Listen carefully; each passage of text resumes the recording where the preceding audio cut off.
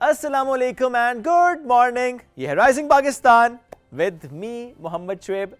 सबीन कहीं नहीं गई हैं। आप सोच रहे होंगे कि अच्छा एक दिन पहले भी छुट्टी की थी, आज फिर छुट्टी कर ली है। मौसम कभी कभी ऐसा हो जाता है या फॉर दैट मैटर दिल नहीं चाह रहा होता है। मैंने उस दिन भी कहा था कि मैं नहीं जाऊंगा रीज़न पर, लेकिन हाँ आज भी सबीन ने कर ली है छुट्टी। सो आज भी आप और मेरा ये जो साथ है ये रहेगा इंशाल्लाह, लेकिन मैं आपको बोर इंशाल्लाह नहीं होने दूंगा। सबीन की कमी हम सबको महसूस होगी और होती रहेगी, लेकिन बात करने का मकसद ये था कि हम सबीन को बताना चाहते हैं कि जो आप आए रोज़ छुट्टी कर रही हैं ये कोई इतनी अच्छी बात नहीं है। अकेले बंदे के लिए ज़रा मुश्किल हो जाता है गपशप लगाना, लेकिन आई ट्राई माई बेस्ट कि मैं कर पाऊँ। एनीवेज जी, आज भी इस्लामाबाद की जो सुबह है वो ठंडी है और ख़ासी ठंडी है। तो इस्लामाबाद का मौसम, इसकी बात भी हम ज़ाहिर करते आए हैं, डेली बेसिस में हम कर भी रहे होते हैं। पूरे मुल्क की बात हो रही होती है। आपके शहर का मौसम कैसा है, दिल का मौसम कैसा है, ये आप हमें ज़रूर बताया करें, व्हाट्सएप किया करें। जो हमारा कनेक्शन है वो बरकरार रखना चाहिए हमें, जो कन्वर्सेशन हमारी हो रही होती है वो होनी चाहिए। इसके साथ साथ आज हमें ज़रा बढ़ना है क्विकली आगे, क्योंकि हमारे पास अमेजिंग गेस्ट भी हैं। कुछ ऐसे मौज़ूआत हैं जिसमें हमें उनसे बात करनी है और उसके लिए हमें ज़ाहिर बढ़ना पड़ेगा एक ब्रेक की तरफ। जल्दी से जब ब्रेक से हम वापस आएंगे तो उन मेहमानों से आपकी मुलाकात कराएंगे। मेरा और आपका ये ज़बरदस्त साथ इन राइजिंग पाकिस्तान का, इसमें छोटी सी ब्रेक लेते हैं, वापस आते हैं और आज की इस डिस्कशन को कंटिन्यू करेंगे। Stay with us, rather stay with me. This is rising Pakistan.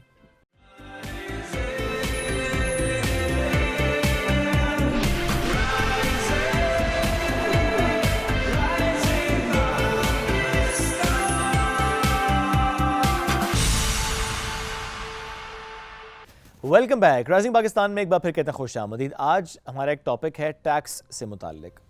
हम अक्सर ये बात सुन रहे होते हैं अपने आसपास कि पाकिस्तान में सिर्फ सैलरीड क्लास टैक्स दे रही होती है। ये एक राय कायम हो जाती है, क्योंकि सैलरीड क्लास में हम ये देखते हैं कि ज़ाहिर आपकी सैलरी से ही टैक्स डिडक्ट हो जाता है।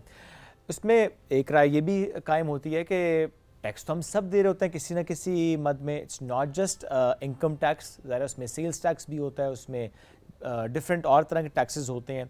सो आज इसको हम समझने की कोशिश भी करेंगे। दूसरा ये कि रिसेंटली ये सुनने को मिला कि एक ट्रांसफॉर्मेशन प्रोसेस चल रहा है पूरे मुल्क के लिए, टैक्स को लेकर, इसकी कलेक्शन को लेकर, इसके मैकेनिज्म को लेकर। सो आज हम उसको समझेंगे भी कि उससे क्या मतलब है, उसका क्या फ़ायदा हासिल होगा पाकिस्तान को। हमें ज्वाइन कर चुके हैं डॉक्टर नजीबुल्लाह साहब। आप इस वक्त चीफ रिफॉर्म्स एंड मॉडर्नाइजेशन है FBR के, and also chief transformation delivery unit है, जो कि बिलखुसूस जो करंट ट्रांसफॉर्मेशन प्रोसेस जो कि FBR के अंडर हो रहा है उसकी इम्प्लीमेंटेशन का काम कर रहा है। तो let's welcome him and talk about this. Sir अस्सलाम वालेकुम, कैसे हैं आप? वालेकुम अस्सलाम शुएब, आप कैसे हैं? अल्हम्दुलिल्लाह बिल्कुल ठीक है। So good to have you जी। थोड़ा ड्राई सब्जेक्ट जरूर, लेकिन हम कोशिश करेंगे कि हम इसको ज़रा आम फहमी रखें। ट्रांसफॉर्मेशन की बात चूँकि हो रही है, काफ़ी दिन से इस पर बात होती है, थोड़ा सा बताएं कि क्या है, बिकॉज आप उसको डायरेक्टली हेड भी करें। Transformation process of FBR, what is this all about?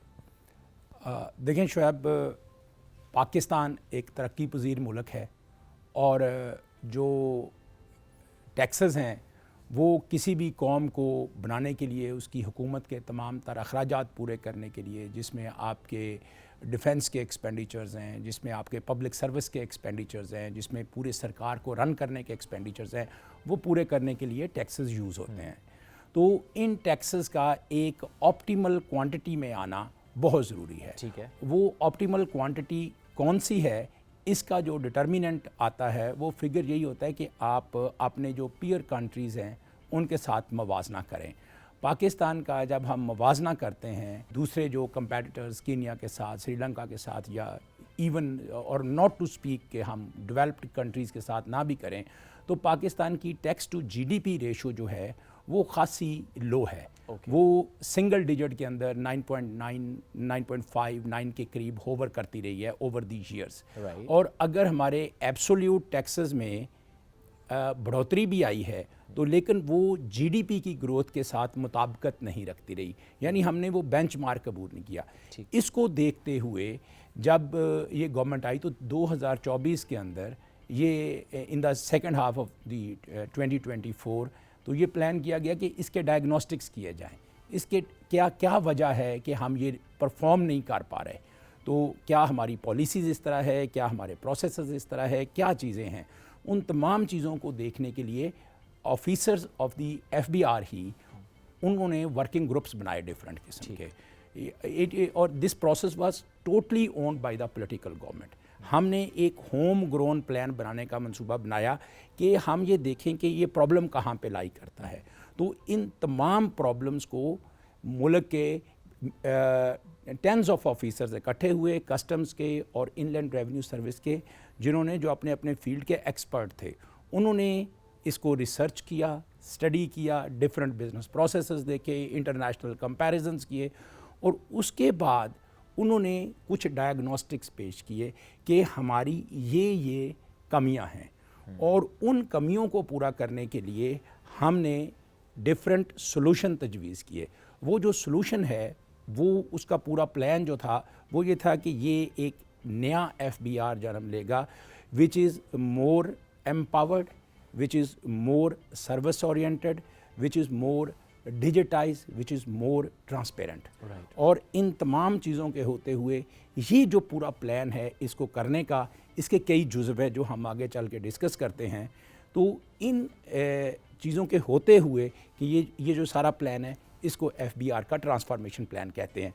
और ये किया गया कि क्या हमने इसको एक परमानेंट शक्ल देनी है। ठीक है। इसको परमानेंट शक्ल देने के लिए एक अदारे की ज़रूरत थी विद इन FBR। वो ट्रांसफॉर्मेशन डिलीवरी यूनिट के नाम से बनाया गया, जिसका बेसिक काम ये है कि वो ये देखे कि क्या रिफॉर्म्स अपने प्रोसेस के ऊपर हैं, क्या अपनी टाइमलाइंस के ऊपर कर रहे हैं, क्या कोई फर्दर इंटरवेंशन की ज़रूरत है और क्या वो अपने ऑब्जेक्टिव्स अचीव कर रहे हैं। इन तमाम चीज़ों को करने के लिए ट्रांसफॉर्मेशन डिलीवरी यूनिट बनाया गया। सो अभी तक कितना काम हो गया? हाँ जी, मैं आपको इसको बताऊं कि अगर हम ये देखें कि रिफॉर्म प्रोसेस के अंदर हमारे डिफरेंट कंपोनेंट्स थे। इसके अंदर जो हमने डायग्नोस्टिक्स की कि हमारा जो ह्यूमन रिसोर्स है उसके अंदर कैपेसिटी इन्हांसमेंट की शदीद ज़रूरत है। उस कैपेसिटी इन्हांसमेंट के लिए हमने उसको दो तरीके से पूरा किया। एक शॉर्ट टर्म मेजर्स लिए, एक हमने लॉन्ग टर्म मेजर्स लिए। शॉर्ट टर्म मेजर्स के लिए हमने ये किया कि हमारे पास जो पूरा टैक्स का निज़ाम है वो टैक्स पेयर्स की ऑडिटिंग पे बेस करता है। हमारे जो टैक्स की स्कीम है उसके अंदर पूरा जो एतमाद है वो टैक्स पेयर्स के ऊपर दे दिया गया है कि आप जो भी लिख के दे देंगे हम मान लेंगे कि यही आपकी रिटर्न है, लेकिन हमारे पास ये इख्तियार है कि हम उसको चेक कर सकें। बिल्कुल ठीक। कि ये क्या चीज़ है, इसको ऑडिटिंग का प्रोसेस कहते हैं। तो हमें देखा गया कि हमारे पास ऑडिटर्स की शॉर्टेज है खासी ज़्यादा। तो इस शॉर्टेज को पूरा करने के लिए ये किया गया कि तकरीबन 2000 ऑडिटर्स जो हैं वो हम मार्केट बेस्ड जो थर्ड पार्टी आउटसोर्सिंग के ज़रिए हम वो ऑडिटर्स ले लें।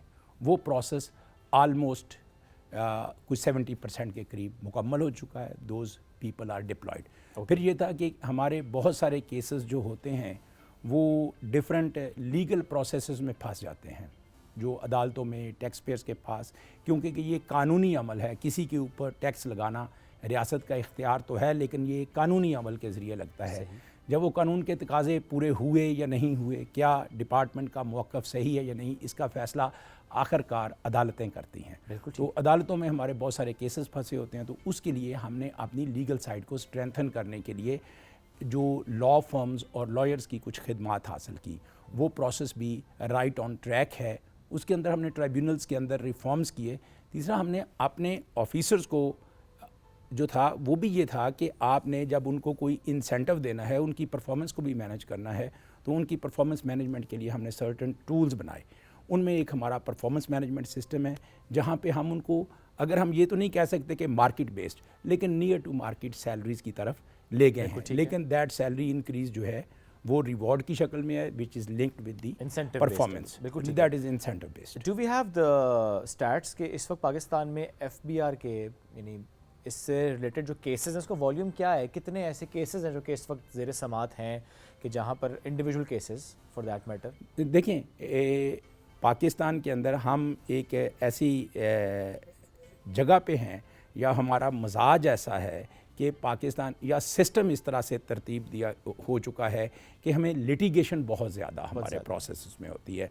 हमारे प्रोसेस में जो लिटिगेशन आती है उसकी पहली स्टेज तो ये होती है कि हम कानून को ही चैलेंज कर देते हैं। हम ब्रिटिश कॉमन लॉ की प्रैक्टिस से आए हैं जहाँ पे पार्लियामेंट हमारे कागज़ों में सुप्रीम तो है, लेकिन हम अमेरिकन ट्रेडिशन को करते हुए उस लॉ को अगेंस्ट दी कॉन्स्टिट्यूशन जज करने के ऊपर हमारे बहुत सारे मुकदमात अच्छा। होते हैं। इसके ऊपर आप ये देखेंगे कि हमारा एक बहुत बड़ा केस है जो सुपर टैक्स का केस है। सुपर टैक्स का केस वो कई सालों से वो ड्रैग हो रहा है। इस तरह ये एक ट्रेडिशन है, अदालतों के ऊपर भी बहुत ज़्यादा बर्डन आ जाता है। लेकिन बेतहाशा केसेस कोर्ट्स ने अभी निकाले हैं। ये हमारा एक मेजर केस है जो इस वक्त अदालतों में है, और वो भी फास्ट ट्रैक बेसिस पे सुप्रीम कोर्ट ऑफ पाकिस्तान ने टेकअप किया हुआ है, और होपफुली वो भी डिसाइड हो जाएगा। बिल्कुल ठीक है।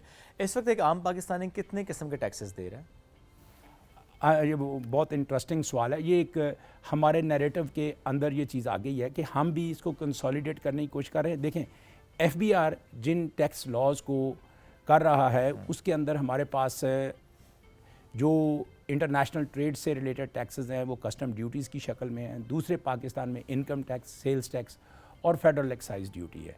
और इसके अंदर जो देखा जाए तो कुछ कंजम्पशन रिलेटेड टैक्स हैं, कुछ इनकम रिलेटेड टैक्स हैं। कंजम्पशन रिलेटेड टैक्स तो गुड्स की जितनी आप कंज्यूम करेंगे उतना वॉल्यूम बढ़ता जाएगा।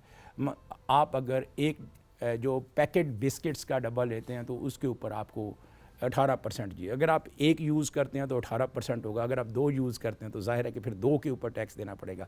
लेकिन जो सही टैक्सेशन होती है वो हमारा ऑलमोस्ट 50% है, that is income tax. Income tax एक प्रोग्रेसिव टैक्स है, वो लोगों की पे करने की अहलियत के ऊपर होता है कि आपकी जितनी अहलियत है, जितनी आप कमाई करते हैं उसके ऊपर आप टैक्स देंगे। और कितने फ़ीसद पाकिस्तान की आबादी ये टैक्स दे रही है?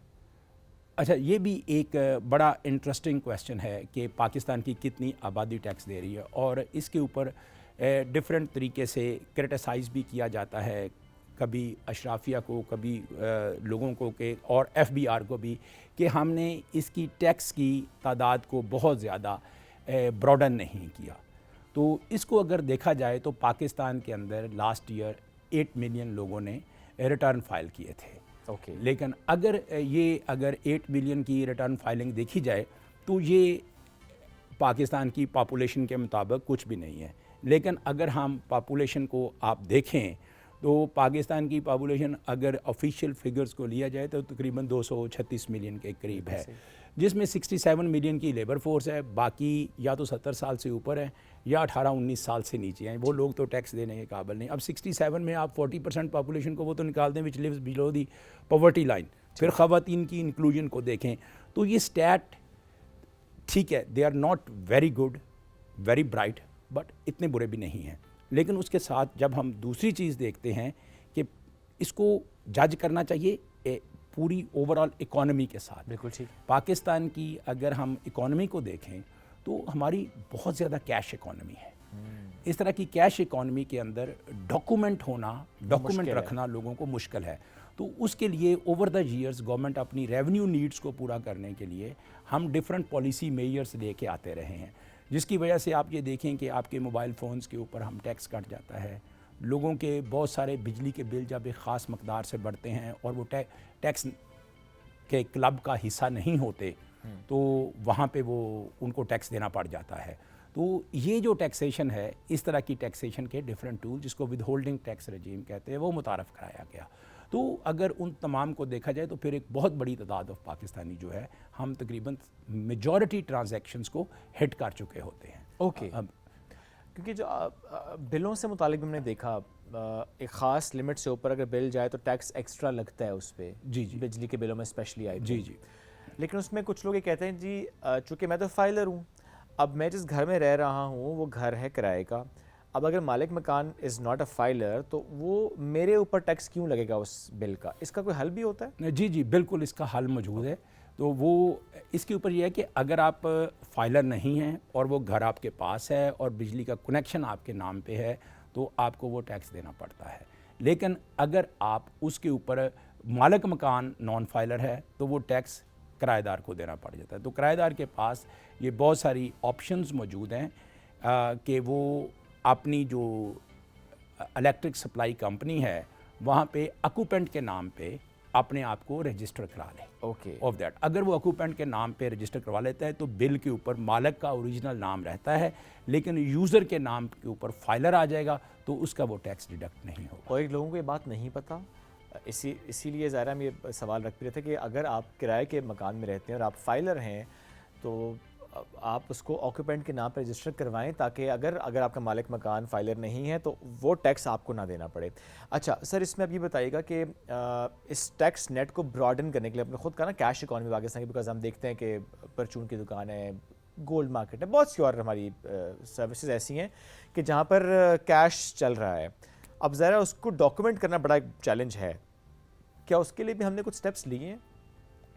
जी बिल्कुल शुएब, ये बहुत अच्छा सवाल है। हमारी जो आप अनडॉक्यूमेंटेड इकॉनमी का वॉल्यूम है वो एक मोहताज से मोहताज अंदाजे के मुताबिक भी 35%, अगर हम अपनी $400 बिलियन की जीडीपी रखें तो उसके 35% के बराबर आ जाती है। तो इस तरह की पूरी इकॉनमी को टैक्स करना एक बहुत बड़ा चैलेंज है। इस चैलेंज को निमटने के लिए जब हम एक तरफ आप टैक्स मैन को एम्पावर करते हैं तो दूसरी तरफ से हैरेसमेंट की कंप्लेंट्स और बाकी सारी चीज़ें भी आ जाती हैं। तो इन दोनों चीज़ों के दरमियान बैलेंस स्ट्राइक करना पॉलिसी मेकर्स के लिए एक बहुत बड़ा चैलेंज होता है। तो इस चैलेंज को पूरा करने के लिए वो गैप जो है वो हम इंफॉर्मेशन टेक्नोलॉजी और डिजिटाइजेशन के ज़रिए पूरा कर रहे हैं। तो एफबीआर ने अपने तमाम तर प्रोसेसेस को डिजिटाइज कर दिया है और उसके अंदर हमने जो भी कोई टैक्स नेट में नहीं होगा वो अपने पैसे का क्या करेगा शुएब, देखें वो उसके 3 तरीके होते हैं। या तो वो खर्चा करेगा, नंबर 1, नंबर 2 या उससे कोई एसेट क्रिएट करेगा, तीसरा ये होगा कि पैसा अपने पास रखेगा। इन तीनों चीज़ों को जिसका किसी के पास सोर्स ना हो, हमारा कानून कहता है कि ये उसकी डिपार्टमेंट उसको इनकम ट्रीट कर सकता है। तो अब हमने जो टैक्स की डेटाबेसेस हैं, टैक्स की डेटाबेसेस को हमने इन तमाम एसेट्स की डेटाबेसेस के साथ जोड़ दिया है। अब बैंकों का डाटा हमारे पास आ रहा है, इंटरनेशनल ट्रैवल्स का डाटा हमारे पास आ रहा है। अब जो मोटर व्हीकल्स की रजिस्ट्रेशन है वो रियल टाइम पे बहुत सारी जगहों पे आ रही है और बाकी in the coming few months it will be totally integrated with the FBR system. उसके बाद प्रॉपर्टी की तमाम तर ट्रांजैक्शन से एक जगह पे आ जाएंगे। फिर बैंकों का डाटा स्पेशली कि आपके बैंक में कितनी कैश ट्रांजैक्शंस हुई, कितनी इंटरेस्ट पेमेंट्स आई आपकी, वो सारी की सारी डॉक्यूमेंट हो जाएंगी। फिर आपने स्टॉक एक्सचेंज में किस जगह पे इन्वेस्ट कितना किया, एक पीक आपका वॉल्यूम कितना आया, ये सारी इंफॉर्मेशन एक आईटी के ज़रिए, एक प्लेटफॉर्म के ज़रिए एफबीआर के साथ ये मुंसलिक बड़ा अच्छा इंटीग्रेटेड सिस्टम हो जाएगा। इंटीग्रेटेड सिस्टम और खासे सिस्टम्स जो हैं वो हो चुके हैं। क्या हम एआई का इस्तेमाल भी कर रहे हैं? बिल्कुल। इसके अंदर ये बड़ा ज़बरदस्त सवाल है कि हम इसके लिए हमने एक कंप्लाइंस रिस्क मैनेजमेंट जो है वो सिस्टम तरतीब दिया। It is on the modern line, जैसे कि तमाम तर मुल्कों में होता है, तरक्की याफ्ता मुल्कों में होता है। तो उसके मुताबिक हम ये कर रहे हैं कि जो भी लोगों के डिक्लेयर्ड वर्जन है और अगर हमारी डाटाबेस में कोई चीज़ें उनसे मुताबिकत नहीं रखती और उनके दरमियान किसी किस्म का डिफरेंस पाया जाता है तो उसका अलर्ट जो है वो उस टैक्स ऑफिसर के पास चला जाता है। ठीक है। वो टैक्स ऑफिसर उनको देख लेते हैं। अभी मैं आपको बताऊं एक बड़ी इंटरेस्टिंग, हमने तकरीबन 4 लाख लोगों का एक डाटा है। अच्छा। 4 लाख लोगों का ये वो डाटा है जिसके मुताबिक उन्होंने जो रिटर्न्स फाइल किए हुए हैं। तो यहाँ से मुझे याद आया कि रिटर्न्स के बारे में ये कहा जाता है कि it is the best return fiction in the world, कि जी वो इनकम कुछ भी लिख के डाल दो, वो कोई भी कहानी बयान कर दो, क्योंकि हमने लोगों पे एतबार किया हुआ है कि आप जो भी देंगे हमें काबिल कबूल है अनटिल अनलेस। और फिर जो हमने साबित करना है वो उसका जो सबूत का जो बार है ना वो रियासत पे आ गया हुआ है हमारे टैक्स का। हमने साबित करना है कि आपका ये बयान गलत है। ठीक है। उसको गलत करने के लिए हमने 4 लाख रिटर्न्स को देखा है। तो उनके अंदर उनकी इनकम फ़र्ज़ करें, उनकी इनकम 10 लाख रुपए है, लेकिन 4 गाड़ियों की मलकियत है और चारों गाड़ियाँ चल रही हैं। ठीक है। एक घर है जिसके बिजली के बिल बहुत ज़्यादा हैं, एक बहुत बड़ा पैलेस है, फिर शादी की तकरीबात है। तो इन तमाम चीज़ों को हमने कोई 4 लाख केसेस को आइडेंटिफाई किया है। लेकिन जाहिर है कि 4 लाख केसेस को यकदम हम प्रोसेस नहीं करेंगे, लेकिन उसको एक कंप्यूटराइज सिस्टम के ज़रिए ऑफिसर्स तक पहुंचा दिया गया है। जो भी ऑफिसर उसको डील करेगा उसकी पूरी ट्रेल जो है वो हमारे कंप्यूटर सिस्टम के अंदर मौजूद होगी। ज़बरदस्त। तो वो उसमें हम प्रायोरिटाइज करके चला रहे हैं। कभी ऐसा भी हुआ कि आपने देखा हो कि टेलीविज़न पे किसी की बड़ी धूम धड़के से शादी हुई हो, या आपने देखा हो कि कोई यूट्यूबर है उसका शानदार लाइफस्टाइल है, क्योंकि अक्सर उस पर फ़ौरन से ना लाइटर नोट पे कमेंट आता है कि ना बात करें एफबीआर वाले सुन लेंगे। सो क्या वाकई एफबीआर सुन लेते हैं? जी बिल्कुल। शायद ये बड़ी ज़बरदस्त बात की आपने। अभी recently in line with the best international practices ना, हमने सिस्टम शुरू किया है जो लाइफस्टाइल मॉनिटरिंग का। अभी लाइफस्टाइल मॉनिटरिंग का सिस्टम सेमी डिजिटाइज्ड है और सेमी आप कह लें कि ये पर्सनलाइज्ड है कि इसको फिज़िकली हम मॉनिटर कर रहे हैं कि जी ठीक है। हम इंस्टाग्राम जो डिफरेंट आपके सोशल मीडिया प्लेटफॉर्म्स है उस पे जो लोग अपनी शादी की तकरीबात, खाने, गाड़ियाँ, घर जो चीज़ें दे रहे हैं उनके ऊपर we have build few cases और उनके ख़िलाफ़ डिफरेंट किस्म की प्रोडक्शन। और पिछले दिनों अखबारों में भी देखा होगा अच्छा। कुछ अदाकारों के नाम भी आए, तो नाम कुछ चीज़ों लेना। के नाम भी आए। किस किस के खिलाफ? नहीं देखें, नाम इसलिए ले रहे हैं कि आप ये बताएंगे कि अच्छा ये हमने देखा, हम इसको इन्वेस्टिगेट कर रहे हैं। नहीं, टैक्स लॉज जो है ना, टैक्स लॉज आर स्ट्रिक्टली वो जो प्राइवेसी लॉज अच्छा, है ओके, ठीक ना, है। उसको वो करते हैं ठीक लॉ के मुताबिक। किसी भी ऐसी information which is to be used for the purposes of tax ना, ओके। उसको डिस्क्लोज करना। और हमारी तमाम डाटाबेसेस, लेकिन पाकिस्तान के अदाकार भी हैं इसमें शामिल। और अदाकार भी हैं, तो तमाम लोग हैं उसके अंदर। आप ये कह लें कि हर walk, every walk YouTubers of भी लाइफ के अंदर से यूट्यूबर्स भी हैं। नई नई शादी जिनकी हुई है सब चेक हो रहा है। बिल्कुल। क्योंकि अक्सर हम टैक्स रिटर्न्स में देखते हैं जी कि आपकी इनकम तो है महाना कोई 20 लाख रुपए और आपने उस पर लिखा हुआ है कि खर्चा आपका 1 लाख है, तो ये मुमकिन नहीं हो सकता। एक इतने कमा रहे हो आप और आप कहें जी मेरा खर्चा ही सिर्फ इतना सा है, तो दैट डजंट मेक सेंस। तो एफबीआर उसको भी देख रहा है। और जो ये राय रखते हैं कि जी सिर्फ कैश इकॉनमी को देखते हुए दुकानदारों पे टारगेट शायद एफबीआर करेगा, नो, एफबीआर की होलिस्टिक अप्रोच है। चाहे अशराफिया हो, एलीट हो, चाहे किसी का कारोबार छोटा भी हो, तब भी एफबीआर लॉस सबके लिए बराबर है, सबको देखा जाता है। और ये बड़ा एक गलत नोशन होता है कि जब किसी के खिलाफ कोई एक्शन लिया जाए तो कहते हैं उसके खिलाफ क्यों नहीं लिया गया। आप जवाब दें अपने एक्शन के, दूसरा क्या कर रहा है आप उसके जवाबदेह नहीं हैं, वो खुद जवाब देगा, उसको देखा जाएगा। एक प्रोसेस होता है, उसमें ज़ाहिर चीज़ें प्रायोरिटाइज़ की जाती हैं कि किस तरीके से किसको कब देखना है। ज़ाहिर एफबीआर है, रिसोर्सेज हैं, उनकी टीम है, अपने हिसाब से चीज़ें देख रही होती है। सो ये तो गलत नोशन होता है बिल्कुल भी कि जी मुझे क्यों पकड़ा, उसको क्यों नहीं पकड़ा। आप अपना जवाब दे दें, वो भाई अपना जवाब देगा।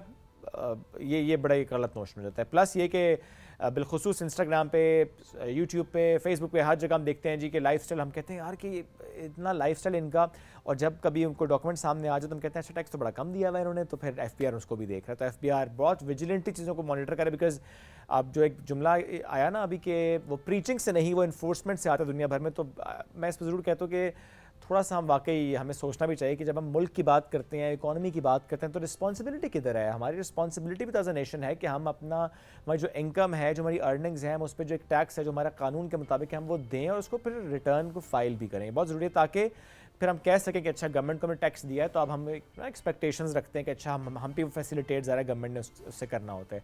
Sir thank you very much for joining us today, it's great having you. हम बढ़ने ब्रेक की तरफ, ब्रेक से वापस आएंगे, रहिए साथ। ये है राइजिंग पाकिस्तान।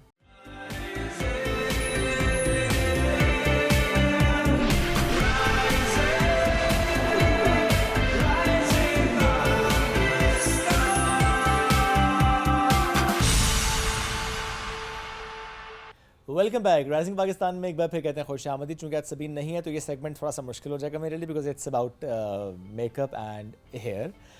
लेकिन लेट्स सी मैं कितना इंसाफ कर पाता हूँ इससे। हमें ज्वाइन कर चुकी हैं मेकअप आर्टिस्ट हैं, सोशल मीडिया इन्फ्लुएंसर हैं, ज़बरदस्त कंटेंट भी क्रिएट कर रही हैं, अवेयरनेस पे काम भी करती हैं when it comes to makeup and hair. So आज उनको वेलकम भी करते हैं और कोशिश करता हूँ थोड़ा सा इस टॉपिक को समझने की, उस पर बात करने की। We have with us Binish Jabeen, बीजेस के नाम से वो काम कर रही हैं। इंस्टाग्राम पे भी हम उनका काम देखते आए हैं।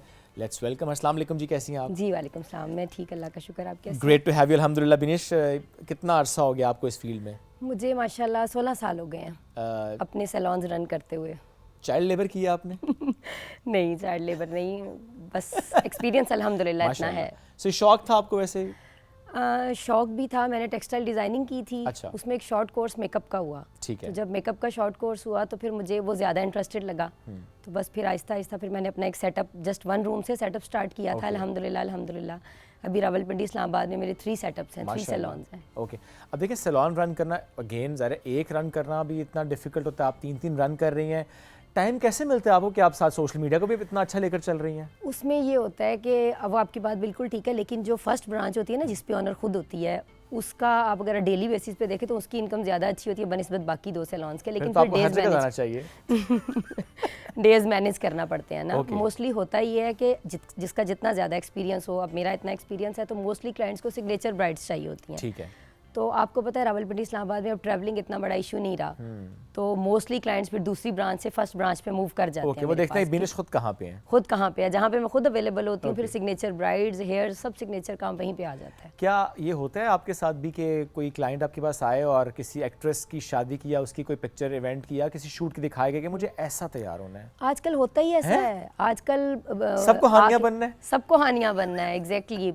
आजकल आप एक पार्टी मेकअप भी कर रहे हो ना, सिग्नेचर पार्टी मेकअप कर रहे हो या senior makeup artist party makeup हो रहा है, तो उसमें भी क्लाइंट ने आप सामने मोबाइल खोला हुआ है कि जी हमें ये लुक चाहिए, सेम ये लुक चाहिए, न्यूड लिपस्टिक। क्योंकि देखिए क्लाइंट ने ना इवेंट के अकॉर्डिंग अपना एक माइंड बनाया हुआ होता है, और फंक्शन से 2-3 महीने पहले लड़कियां सोच रही होती हैं हम ऐसा करेंगी, ऐसी ड्रेसिंग करेंगी।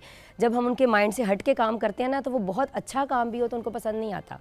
हमें उनको वही लुक देनी पड़ती है जो उनकी डिमांड है, वो अच्छी लगे वो बुरी लगे, वो उनकी डिमांड के अकॉर्डिंग। बाज़ दफ़ा हमारे पास कुछ ऐसे क्लाइंट्स भी आते हैं, मैं नहीं समझती कि उनकी एज के अकॉर्डिंग उन पे इतना बोल्ड मेकअप अच्छा लगेगा, बट उनको बोल्ड पसंद है, उनको बोल्ड लेना है। बोल्ड मेकअप से क्या मुराद है? बोल्ड मेकअप उसमें आप डार्क लिपस्टिक्स पे चले जाएं, विंग लाइनर्स पे चले जाएं, ठीक है। तो वो अब हर एक पे तो सूट नहीं करता, लेकिन कुछ लोग हैं वो लेते हैं, और हमें क्लाइंट्स की डिमांड के अकॉर्डिंग काम करना पड़ता है। हम क्लाइंट्स के ऊपर अपनी मर्जी नहीं कर सकते, जो क्लाइंट को चाहिए अच्छा, ये उसको आपने वो दुरुस्त कहा, चूँकि जितना हम मेकअप रूम को समझते हैं इतना तजर्बा तो खैर नहीं है, लेकिन हम ये ज़रूर देखते हैं कि जब तक जिसका मेकअप हो रहा था वो कंफर्टेबल ना हो, सेटिस्फाइड ना हो ना, वो मेकअप आर्टिस्ट नहीं उसे उठने देते। नहीं उठने देते। अब आपकी बात बिल्कुल दुरुस्त है कि वो अच्छा बुरा वाली बात तो और है, क्योंकि हो सकता है किसी को बुरा लग रहा हो, किसी को अच्छा भी लग किसी रहा को हो। अच्छा भी लग रहा ज़ाहिर है, तभी तो इतने ट्रेंड्स हैं, तभी तो इतने स्टाइल्स हैं उसमें कि किसी को न्यूड लिपस्टिक चाहिए तो किसी को आपने कहा बोल्ड लिपस्टिक चाहिए, फॉर दैट मैटर मेकअप। और उसमें हम अक्सर देखते हैं कि नहीं जी मुझे अब लाइट सा मेकअप करें, जब आप कहते हैं ठीक है, लेकिन साथ ही नहीं हैवी मेकअप, आई मेकअप ज़रा हैवी कर दें, अच्छा लिपस्टिक को थोड़ा सा ऐसे कर दें, अच्छा यहाँ पे ना ब्लश बढ़ा दें, चाहिए इनको लाइट मेकअप चाहिए, नेचुरल मेकअप, लेकिन नहीं सब कुछ चाहिए, सब कुछ चाहिए। बाज़ दफ़ा कुछ ब्राइड्स होती हैं वो इतना न्यूड मेकअप लेती हैं कि ऐसे फील हो रहा था जैसे बस पार्टी मेकअप है। कुछ पार्टी मेकअप वालियाँ इतनी बोल्ड लुक ले रही होती है, हमें लग रहा होता है हमने इनसे चार्जेस कम ले लिया, भाई इन्होंने तो इतना हैवी मेकअप ले लिया। बस ये क्लाइंट, हालांकि मैं ये समझती हूँ कि क्लाइंट को ब्यूटिशियंस पे छोड़ना चाहिए और ट्रेंड्स के अकॉर्डिंग चलना चाहिए कि ट्रेंड्स में क्या है। अब आजकल ट्रेंड्स में बिल्कुल भी डार्क कलर्स नहीं है, बिल्कुल सॉफ्ट न्यूड। अब वो ट्रेंड खत्म हो गया कि जी ब्राइडल रेड लहंगा पहन रही है तो रेड ही लिपस्टिक होगी। अभी रेड लिपस्टिक के साथ ब्राइड अच्छी ही नहीं लगती, लेकिन अभी भी हम देखते हैं बारात पे, लेकिन लेती हैं, ख्वाहिश है उनकी, बिल्कुल लेती हैं। मोस्टली ब्राइड्स लेती हैं, लेकिन मोस्टली नहीं भी लेती। ये ब्राइड की अपनी ख्वाहिश होती है या कहीं और से भी ख्वाहिश आई होती अच्छा है? देखिए, बाज़ दफ़ा ब्राइड चाह भी रही होती है ना कि मुझे न्यूड मेकअप, लेकिन पीछे से बेचारी वो जी मेरी सास ने कहा था रेड लिपस्टिक लगवा के आना। कभी ऐसा हुआ ब्राइड तैयार हो रही है और साथ ही आपको देखें कॉल आई है, उसे मैसेज आया तो साथ तस्वीर भेज भी रही है, ठीक लग रहा है, चेंज कर दें? बिल्कुल हुआ ऐसा। एक दफ़ा ब्राइड हमें, उन्होंने कहा जी हमें बिल्कुल न्यूड लुक चाहिए ना, हमने न्यूड लुक दे दी। आपको पता है आजकल परमानेंट मेकअप है, वाटरप्रूफ मेकअप है, फॉरन रिमूव तो नहीं हम लोग कर सकते, पूरी मेकअप लुक कर दी। उन्होंने अपने इन लॉज को पिक्चर भेजी तो सास ने कहा ये इसने पैसे तो पूरे लिए हैं, इसने क्या तुम्हें हल्का सा मेकअप कर दिया। मैंने कहा इनको चाहिए न्यूड और सॉफ्ट लुक थी। नहीं नहीं नहीं नहीं आप इसको प्लीज़ डार्क करें। और वो मैंने कहा शुक्र है लाइट से डार्क पे मूव करना था, अगर मैं डार्क से लाइट पे तो वो मैं मूव ही नहीं कर सकती थी। तो फिर अगेन उसको करना पड़ा। जब तक ब्राइड कंप्लीट रेडी होके दुपट्टा सेटिंग सब चली नहीं जाती तब तक हम मेकअप आर्टिस्ट से कौन से नहीं बैठ सकते। सही बात है। अच्छा, सिग्नेचर मेकअप का क्या मतलब ये होता है कि सब कुछ आप खुद ही करेंगी? सिग्नेचर मेकअप में ये होता है कि मेकअप हमने खुद करना होता है। ठीक है। जो मेरे पास हेयर स्टाइलिस्ट है, हेयर स्टाइल्स तो फिर वही करती हैं ना। ठीक है। अब देखें एक्सपीरियंस की बात है, हम आजकल किसी डॉक्टर के पास जाएं ना तो हम सोचते हैं जी फलां डॉक्टर 10 साल से बैठा है, उसी को चेक कराना है, उसको बीमारी का पता चलेगा।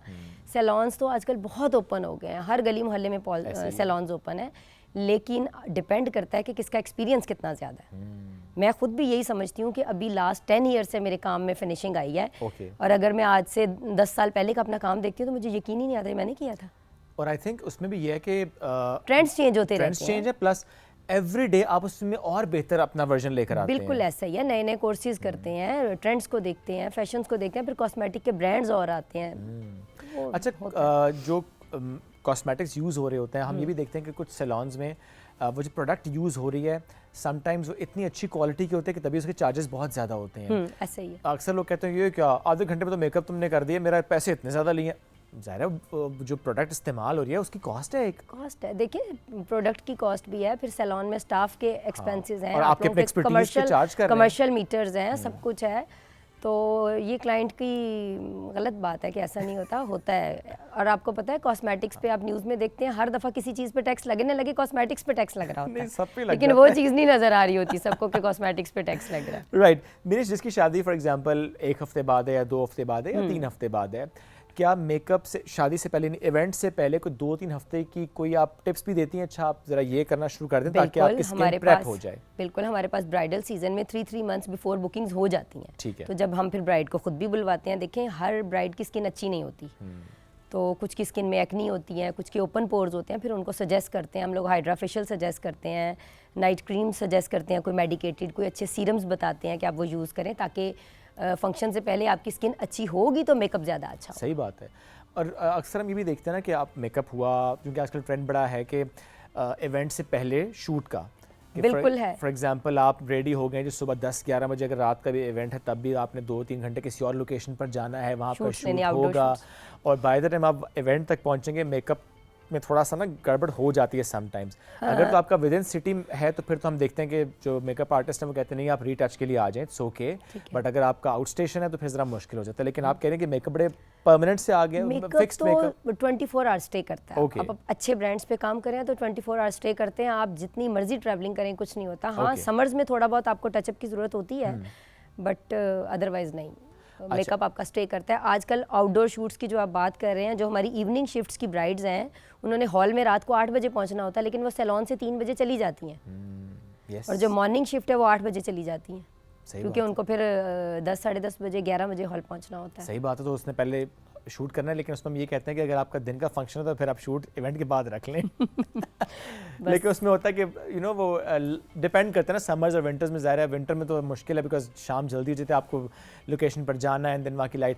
लेकिन क्या बेनिश ये होता है कि जो मेकअप आप कर रही होती हैं, क्योंकि ज़ाहिर है देखें अगर इंडोर इवेंट है तो उसका आई थिंक थोड़ा सा डिफाइन करता है वो मेकअप को, ऐसा ही है, और अब शूट आपने करवाना है आउटडोर, आउटडोर एक ही मेकअप जिसका शूट आउटडोर होगा, इवेंट आपका इंडोर होगा, तो क्या वो भी चैलेंज होता है? उसमें होता है चैलेंज, लेकिन आजकल मैं आपको एक बात बताऊं कि वो फिल्टर्स लगा लेते हैं, जो कैमरा मैन होते हैं वो कर लेते हैं, लेकिन मेकअप न्यूड ही चल रहा है, क्योंकि अगर आउटडोर और इनडोर के मेकअप्स को फिर कंप्लीट चेंज करना पड़ता है। बिल्कुल ठीक है, लेकिन ब्राइड्स बहुत न्यूड मेकअप ले रही हैं आजकल। ओके, अच्छी बात है, जरा अंडरस्टैंडिंग के आगे वो कहते हैं कि बल्कि इंडोर में भी दूल्हा साहब यही चाह रहे होते हैं कि मैं ब्राइड के पास खड़ा हूं तो ब्राइड मुझे हॉरिबल ना लगे। तो और या वो ये सोच रहे होते हैं कि शादी के बाद 2 दिन बाद भी मैंने यही देखना है, तो जरा इतना चेंज भी ना लगे। बिल्कुल बिल्कुल ऐसा ही है, वो आपने ऐड तो देखी होगी। जी तकरीबन।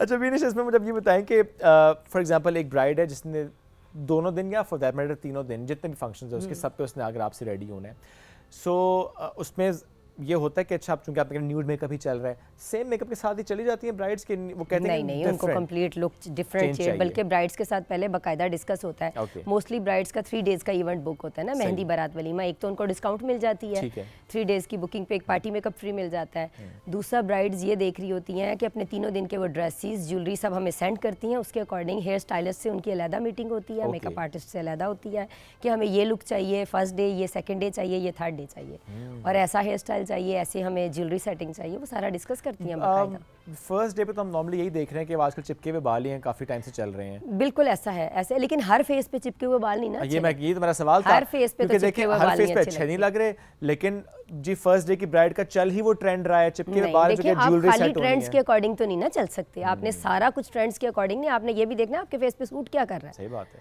क्योंकि सूट क्या कर रहा है ये ज़्यादा इंपॉर्टेंट चीज़ है, बनिस्बत आप ट्रेंड्स पे चल रहे हो, और वो ज़्यादा बेटर नहीं। फेस अगर चबी हो तो आपके ख्याल में क्या हेयर स्टाइल सूट करता है? उस पे आई थिंक सो थोड़ा लूज हेयर स्टाइल अच्छा लगेगा, ब्लो ड्राई अच्छा हुआ, जी लूज हेयर स्टाइल्स होगा, थोड़े फ्लफी हेयर्स के साथ होगा, बिल्कुल चिपके हुए बाल नहीं अच्छे लगेंगे। ओके, और क्योंकि फर्स्ट डे पे नॉर्मली चिपके हुए बाल चल रहे हैं, तो सेकंड डे पे क्या चल रहा है? सेकंड डे पे मोस्टली फ्रंट लुक सारे ओपन हेयर्स चल रहे हैं, आजकल हॉलीवुड कर्ल्स बहुत ज़्यादा ट्रेंडिंग में है। जी हॉलीवुड कर्ल्स बहुत ज़्यादा ट्रेंडिंग में। अच्छा, लेकिन वो भी सब पे सूट का तो मैं नहीं कहूँगा, लेकिन सब पे हो नहीं पाता, क्योंकि आई थिंक बालों का टेक्सचर भी वो फिर हमें हेयर एक्सटेंशंस ऐड करनी पड़ती हैं, बल्कि बाज़ दफ़ा कुछ ब्राइड्स हमारे पास आती हैं, उनके हेयर्स इतने ज़्यादा बाउंसी होते हैं कि उन पे आप हॉलीवुड स्टाइल ही नहीं बना सकते, हॉलीवुड वेव्स उनके ऊपर नहीं जाएंगे, फिर हम उनको पहले केराटिन रिबॉन्डिंग्स बताते हैं कि आप केराटिन्स लें, स्मूथनिंग ट्रीटमेंट्स लें, ताकि आपका बाल और एक्सटेंशन का बाल मैच हो सके, ताकि पता ना चले कि एक्सटेंशन लगी हुई है बालों सही में। बात है। इस फील्ड में चैलेंज क्या है क्लाइंट्स के सर पर्सपेक्टिव चैलेंज इसमें ये है कि आपका रिपीट क्लाइंट अगर हो रहा है ना, तो आई थिंक सो कि आप कामयाब हो अपने अपने सारे challenges.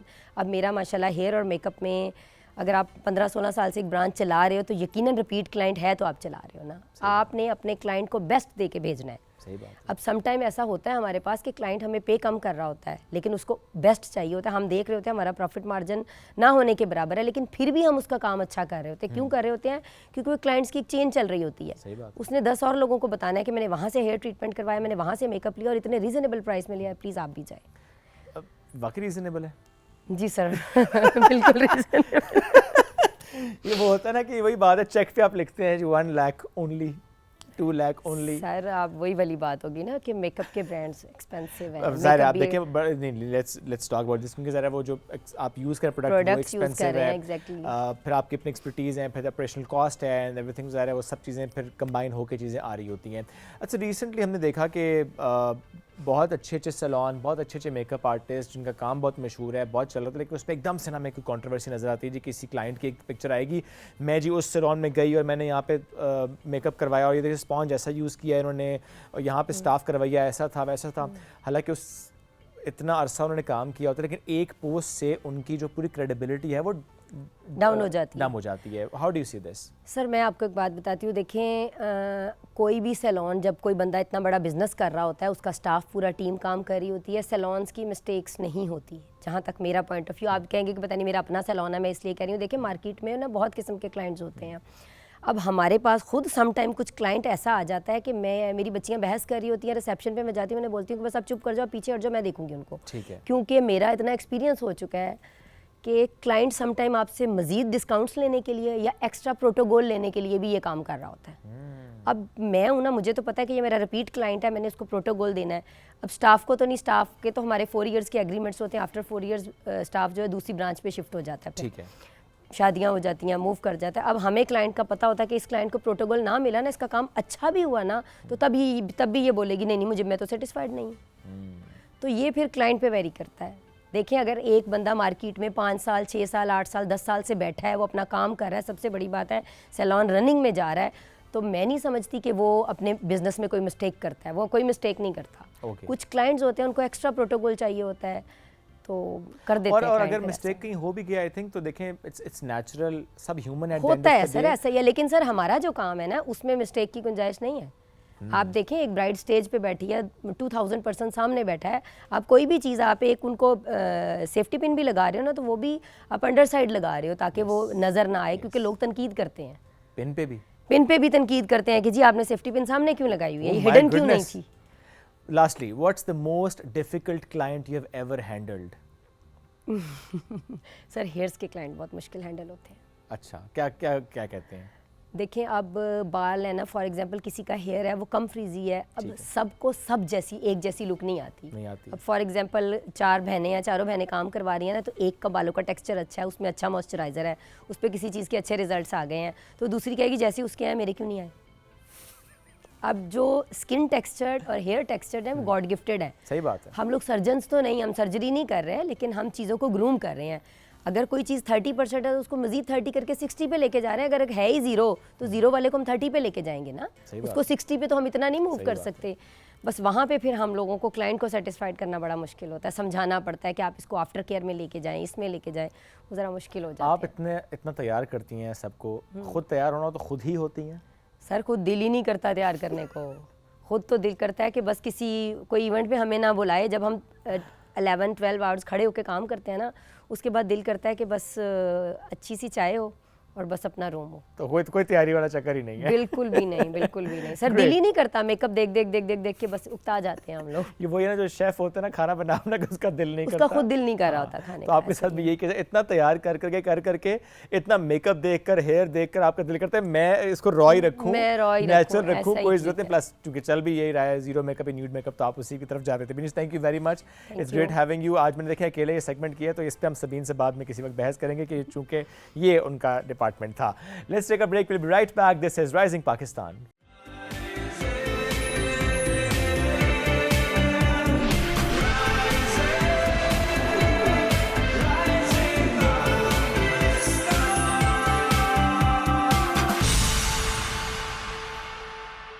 Welcome back. Rising Pakistan में एक बार फिर कहते हैं खुश आमदीद। बाज़ औक़ात होता ये है कि हम कुछ करना चाह रहे होते हैं लेकिन वो जो कॉन्फिडेंस है ना वो ही नहीं होता अपने ऊपर, या समटाइम्स एक ऐसा खौफ होता है कि अच्छा मैं स्टार्ट तो करूँगा लेकिन फ़ेल हो जाऊँगा। वो फाइनेंशियली लॉस का एक फेयर भी होता है समहाउ हमारे माइंड में। लेकिन कुछ लोग ये राय रखते हैं कि अच्छा थोड़ा बहुत डरना या झिझकना या खौफ का होना ये ज़रूरी भी होता है। अब ये तो नहीं है कि आप बिल्कुल देखे समझे बगैर, प्लान के बगैर बस कूद पड़ें किसी एक मामले में, तो ये भी नहीं होना चाहिए।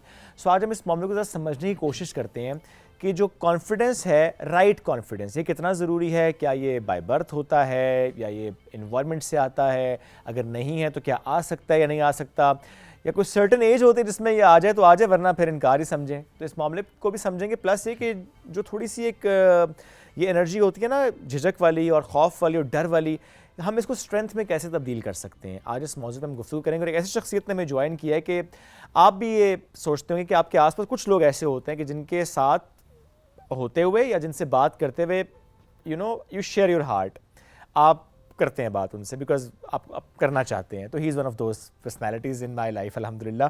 तसद्दुक़ गिलानी ने हमें ज्वाइन किया है, उनसे बात करेंगे। Is a motivational speaker, life coach. Let's have him. अस्सलाम वालेकुम जी, कैसे हैं आप? वालेकुम अस्सलाम। So good to have you. कैसे चल रहा है सब कुछ? अल्हम्दुलिल्लाह। ग्रेट। कॉन्फिडेंस जो आपका है, क्या बचपन से ऐसा ही था? बड़ा अच्छा सवाल है। और मेरा ख्याल है कॉन्फिडेंस बिल्डिंग जो है ना वो एक सीखने का अमल है। ऑलराइट। और जो सीखने का अमल भी इस तरह के मेरा ख्याल है हमारे माशरे में ख़ास तौर पे, चूँकि हम अनट्रेंड लोग हैं और अभी भी अनट्रेंड हैं, अभी भी हम देखा जाए तो बस जो मुंह में आता है बोल देते हैं, जो सामने आता है वो कर देते हैं। तो कोई एक साइकोलॉजिकल ट्रेनिंग हमारे उसमें शामिल नहीं होती। राइट। तो होता ये है कि आप जब घर के अंदर भी, मोहल्ले माशरे के अंदर भी ऑपरेट कर रहे होते हैं बचपन में भी, तो बहुत सारी आवाज़ें ऐसी होती हैं जो कहती हैं कि तुम बुरे हो, तुम कुछ कर नहीं सकते, तुम कैसे करोगे। अच्छा, वो होता कि इंसान के अंदर ना जेलसी एक फितरी अमल है। यानी मेरा ख्याल है जो एक बुराई डाली गई इंसानों में जिसकी वजह से बहुत सारी बुराइयां आगे खुद पैदा होती हैं, वो हसद है, जेलसी है। यानी शैतान ने कहा क्यों सजदा करूं इसे, ये तो मैं तो इससे आला हूँ। ठीक है। तो वो एक जब आपके सामने कोई किसी को इज्जत देने लगे ना, ठीक है, तो और आपके अंदर एक खिफ़त पैदा हो, मुझे क्यों नहीं, तो ये वो चीज़ है जिसके साथ ना बहुत सारी बुराइयाँ और इवन बुराई इस हद तक कि कत्ल की हद तक ये हमने देखा है बहुत से वाक़यात ऐसे। एग्जैक्टली। तो ये जो हसद है ये मुख्तलिफ शेप्स हैं। प्यार में भी बाज़ औक़ात मैंने हसद देखा, मुश्किल बातें कर रहा हूँ। यानी प्यार में भी एक छोटी सी हसद होती है कि यार ये मेरी तरफ देखता रहे, उधर क्यों देखता है पोजेसिव मुझसे बात क्यों नहीं कर रहा, उससे क्यों कर रहा है। तो पोजेसिवनेस ये भी एक हसद की किस्म है। तो ये एक ऐसी चीज़ है जो बचपन से आपके कानों में पड़ती रहती है कि यार डिस्करेज करते हैं कि यार ये कहीं मेरे हल्के से ना निकल जाए, मुझसे कहीं गुम ना हो जाए। वो प्यार में भी होता है और वो कहीं उसमें भी होता है कि दुश्मनी भी कह सकते हैं उसे। तो ये चीज़ ना बार बार सुन के, अब बच्चे को तो नहीं पता उसने कैसे इसको टैकल करना है, तो वो समझने लगता है कि नहीं शायद मैं वाकई ऐसे नहीं कर सकता। अब तो आप और हम में ऐसी बातें करते हैं और इससे आगे मज़ीद ऐसी बातें होंगी कि लोग कहेंगे यार इस तरह नहीं, इस तरह करें।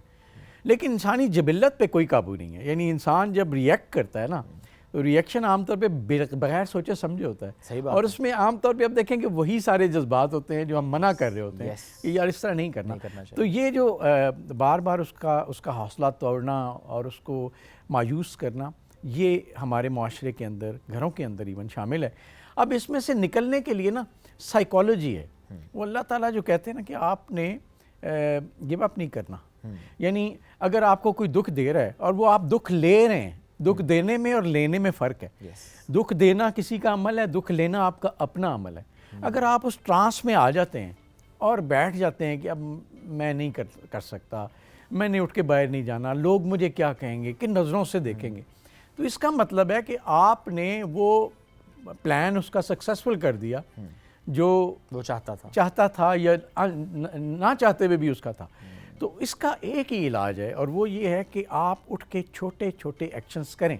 यानी अगर आपको कह रहा है मायूस हैं, ये बिस्तर से नहीं उठना यार, क्या करेंगे जाके, अब उठें बिस्तर से आपको कहीं बाहर जाके वो उससे बात नहीं करनी, उठें और बात करें। तो ये एक्चुअली कॉन्फिडेंस जो है ना वो एक प्रोसेस है, छोटे छोटे एक्शंस करके उन एक्सपीरियंसेस करना, उसमें कामयाब या नाकाम होना, उनसे सीखना, ये आपको मजबूत करता है। इसका नाम एतमाद है। लेकिन आप जब हमारे यहाँ ना फेलियर को एक्सेप्ट नहीं किया जाता। सही बात। अच्छा, फेलियर मेरी और आपके अंदर की चीज़ है, यानी मैंने कोई कोशिश की, मैं नाकाम हो गया, अंदर मुझे पता है। लेकिन जब मुझे खौफ हो गया, यार शोएब मेरा भाई क्या कहेगा कि यार ये देखो इतना बड़ा आदमी था, ये काम किया, हो नहीं सका इसे, तो वो जो लोग क्या कहेंगे वो आपके एतमाद को और ज़्यादा ना मुश्किल का शिकार करता है। तो हम हर वक्त अपने आप को पोज कर रहे होते हैं लोगों के सामने। कामयाबी मैंने अपने आप को नहीं दिखानी, यही सबसे बड़ा मिसफॉर्चुनेट है, वो मैंने आपको दिखानी है। और हम सारे मुआशरे में यही कर रहे होते हैं। और उससे करते करते ये होता है कि बहुत सारे टेस्ट जो है ना हम अपने लिए बना भी लेते हैं। तो मेरा जो आपका वो है कि इस प्रोसेस को छोड़ें मत। कहीं भी आपको हर लम्हे कोई ना कोई डिच करेगा, हर लम्हे कोई आपका हौसला तोड़ेगा, हर लम्हे आपको बुरा कहेगा, लेकिन आपको अल्लाह ने बनाया है शोएब, और अल्लाह ने जब कोई चीज़ बनाई है तो वो बुरी नहीं हो सकती। उसका कोई अमल अच्छा या बुरा हो सकता है, और अल्लाह ने बनाया ही इंसान को ऐसे, वरना तो फरिश्ते होते हैं। तो हम गलती भी करते हैं, हम गुनाह भी करते हैं। तो इसीलिए इन सारी मुश्किलों में से गुज़र के अपने आप को ना एक डायरेक्शन में लेके जाना बड़ा मुश्किल है, बट यही एतमाद है। हम इंसान भी तो नहीं बन रहे, फरिश्ता तो बनना चाहते हैं लेकिन इंसान ही नहीं बन रहे। बिल्कुल सही कह रहे हैं। और इंसान भी ना गुंजाइश देता है। इंसान वो है ना जो अभी हम बात कर रहे हैं कि मैं अगर गलती कर सकता हूँ तो दूसरा भी तो कर सकता है यार। अच्छा, मैंने गलती की है तो मैं उसकी जस्टिफिकेशन दूंगा, अगले ने किया तो मैं उसकी जस्टिफिकेशन को एक्सेप्ट नहीं करूँगा। बिल्कुल, ये बड़ा मसला है। अच्छा, एक चीज़ और भी है कि हम अपने आसपास देखते हैं बहुत से लोगों को कि every time you talk to them वहाँ से एक नेगेटिविटी आएगी, मेरा ये भी ख़राब, मेरा वो भी ख़राब, मेरा ये भी ठीक नहीं है, मेरा वो भी ठीक नहीं है, मेरा फाइनेंशियल, मेरा इमोशनल, मेरे एवरीथिंग, माई रिलेशंस। वो नेगेटिव एनर्जी, वो जो नेगेटिव वाइब और जो गुफ्तगू है वो समहाउ बहुत ज़्यादा इरिटेटिंग हो जाती है। कुछ लोग उसमें ये राय रखते हैं कि अगर कोई शख्स ऐसा है जो कि हर वक्त इस तरह की गुफ्तगू करता है, वो उसको अवॉइड करते हैं। क्या ये दुरुस्त स्ट्रैटेजी होती है? क्योंकि कुछ लोग ये कहते हैं कि वो जो नेगेटिव एनर्जी होती है वो हमें अफेक्ट करती है, हमारी पर्सनैलिटी को अफेक्ट करती है, हमारी डेली लाइफ को इफेक्ट करती है। तो क्या ये दुरुस्त अप्रोच होती है? अच्छा, बेसिकली ना देखा जाए तो आप उस हद तक उस चीज़ को फेस करें जिस हद तक आप ख़ुद उस ट्रांस में नहीं जाना शुरू हो गए। ठीक है। क्योंकि जब बहुत ज़्यादा आप किसी ऐसे शख्स के साथ बैठेंगे, बाजू का तो मजबूरी हो जाती है ना बैठना, तो मियाँ बीवी वाला मामला याद ना रखें आप। तो नहीं, कोलीग्स की भी बात हो रही है। तो वो ज़ाहिर है, तो आपने बेसिकली दो किस्म की अप्रोच है, एक फ़िज़िकल डिस्कनेक्शन है, एक मेंटल डिस्कनेक्शन है। तो आप किसी हद तक ना अपने आप को इस तरह ट्रेन ज़रूर करना शुरू कर दें कि कहीं ये तो नहीं हो रहा कि वो उसकी नेगेटिव एनर्जी आपको भी मनफी बना रही है और आपके अंदर भी वही नेगेटिव जज्बात पैदा कर रहे हैं। तो अगर ऐसा है और आप फिज़िकली डिस्कनेक्ट नहीं कर सकते तो एटलीस्ट मेंटली अपने आप को इम्यून करने की कोशिश करें, क्योंकि जो आपके कानों में चीज़ें जा रही हैं ना सर, ये कहीं ना कहीं जाके घुसती हैं और जहन जो सोचता है वो फिर पूरी बॉडी उसके मुताबिक एक्ट करती है। अच्छा, हमें ना वो आपने देखा होगा कि दिल जो है ना, वो दिल बच्चा है, उसको फूल बनाना चाहिए। मुझे लगता है कि हमारा जहन भी ना, उसको भी हमें कभी कभी फूल बनाना पड़ता है। फॉर एग्ज़ाम्पल, जैसे मैंने कहा कि कोई आपको डिग्रेड कर रहा है, आपको गुस्सा दिला रहा है, आपको नीचा दिखा रहा है, और अगर आप उसको एक्सेप्ट कर लेते हैं तो बात ही ख़त्म हो गया, रौले ही ख़त्म हो गया। लेकिन आपने उसको एक्सेप्ट ही तो नहीं करना। उसके लिए ज़रूरी है कि आपको एक फ़िज़िकली ऐसी चीज़ करें जो कि आपको इस काबिल बनाए कि आप उस ट्रांस में से निकलें। और वो क्या हो सकती हैं? 4-5 चीज़ें हैं जो जिनको बड़ा ज़रूरी होता है। एक तो आपकी नींद किसी के कंट्रोल में नहीं होनी चाहिए। आप नींद अपनी पूरी करें, उसके लिए भी बहुत सारी लंबा फ़लसफ़ा है, हमारे बस में ही कहाँ है ये। दूसरा ये है, कोशिश करें नींद पूरी करें। ठीक है। दूसरा ये है कि एक्सरसाइज करें। एक्सरसाइज वो वाहिद अमल है जो एक किस्म का टॉनिक है। ये जो आप बूस्टर्स लेते हैं ना, ये बेसिकली आर्टिफिशियल हैं। ये आपके अंदर से जो एक मेडिसिन है ना, वो एक्सरसाइज है। वो ब्रीदिंग एक्सरसाइज भी हो सकती है। बिल्कुल ठीक यानी जब आप बहुत डिप्रेशन में, एंजाइटी में होते हैं, और ये ब्रीदिंग एक्सरसाइज टाइम मुख्तलिफ है, लेकिन कहते हैं कि 4 सेकंड से 6 सेकंड तक आप सांस को नाक से इनहेल करें, 4 से 6 सेकंड उसको होल्ड के रखें, और 4 से 6 सेकंड में उसको बाहर निकालें, एंड सो ऑन। एक पूरा साइकिल है। अगर 4 से 5 मिनट ये एक्सरसाइज करेंगे ना, तो वो जो अंदर दिमाग ने कहानी बनाई हुई है कि नहीं तुमसे हो सकता, वो कहानी ख़त्म हो जाएगी। क्यों? आप ब्रेन के लिए एक एक्सरसाइज कर रहे हैं कि भाई नहीं, ये मैं एक्चुअली परेशान नहीं हूँ, एक्चुअली वो फेयर नहीं है, वो खौफ है नहीं बाहर, वो मेरे अंदर कोई गड़बड़ है, तो वो एग्जिस्ट नहीं करता। जब दिमाग को आप ये बता देते हैं कि वो एग्जिस्ट नहीं करता, वो फिर आपको एक नई एनर्जी देता है।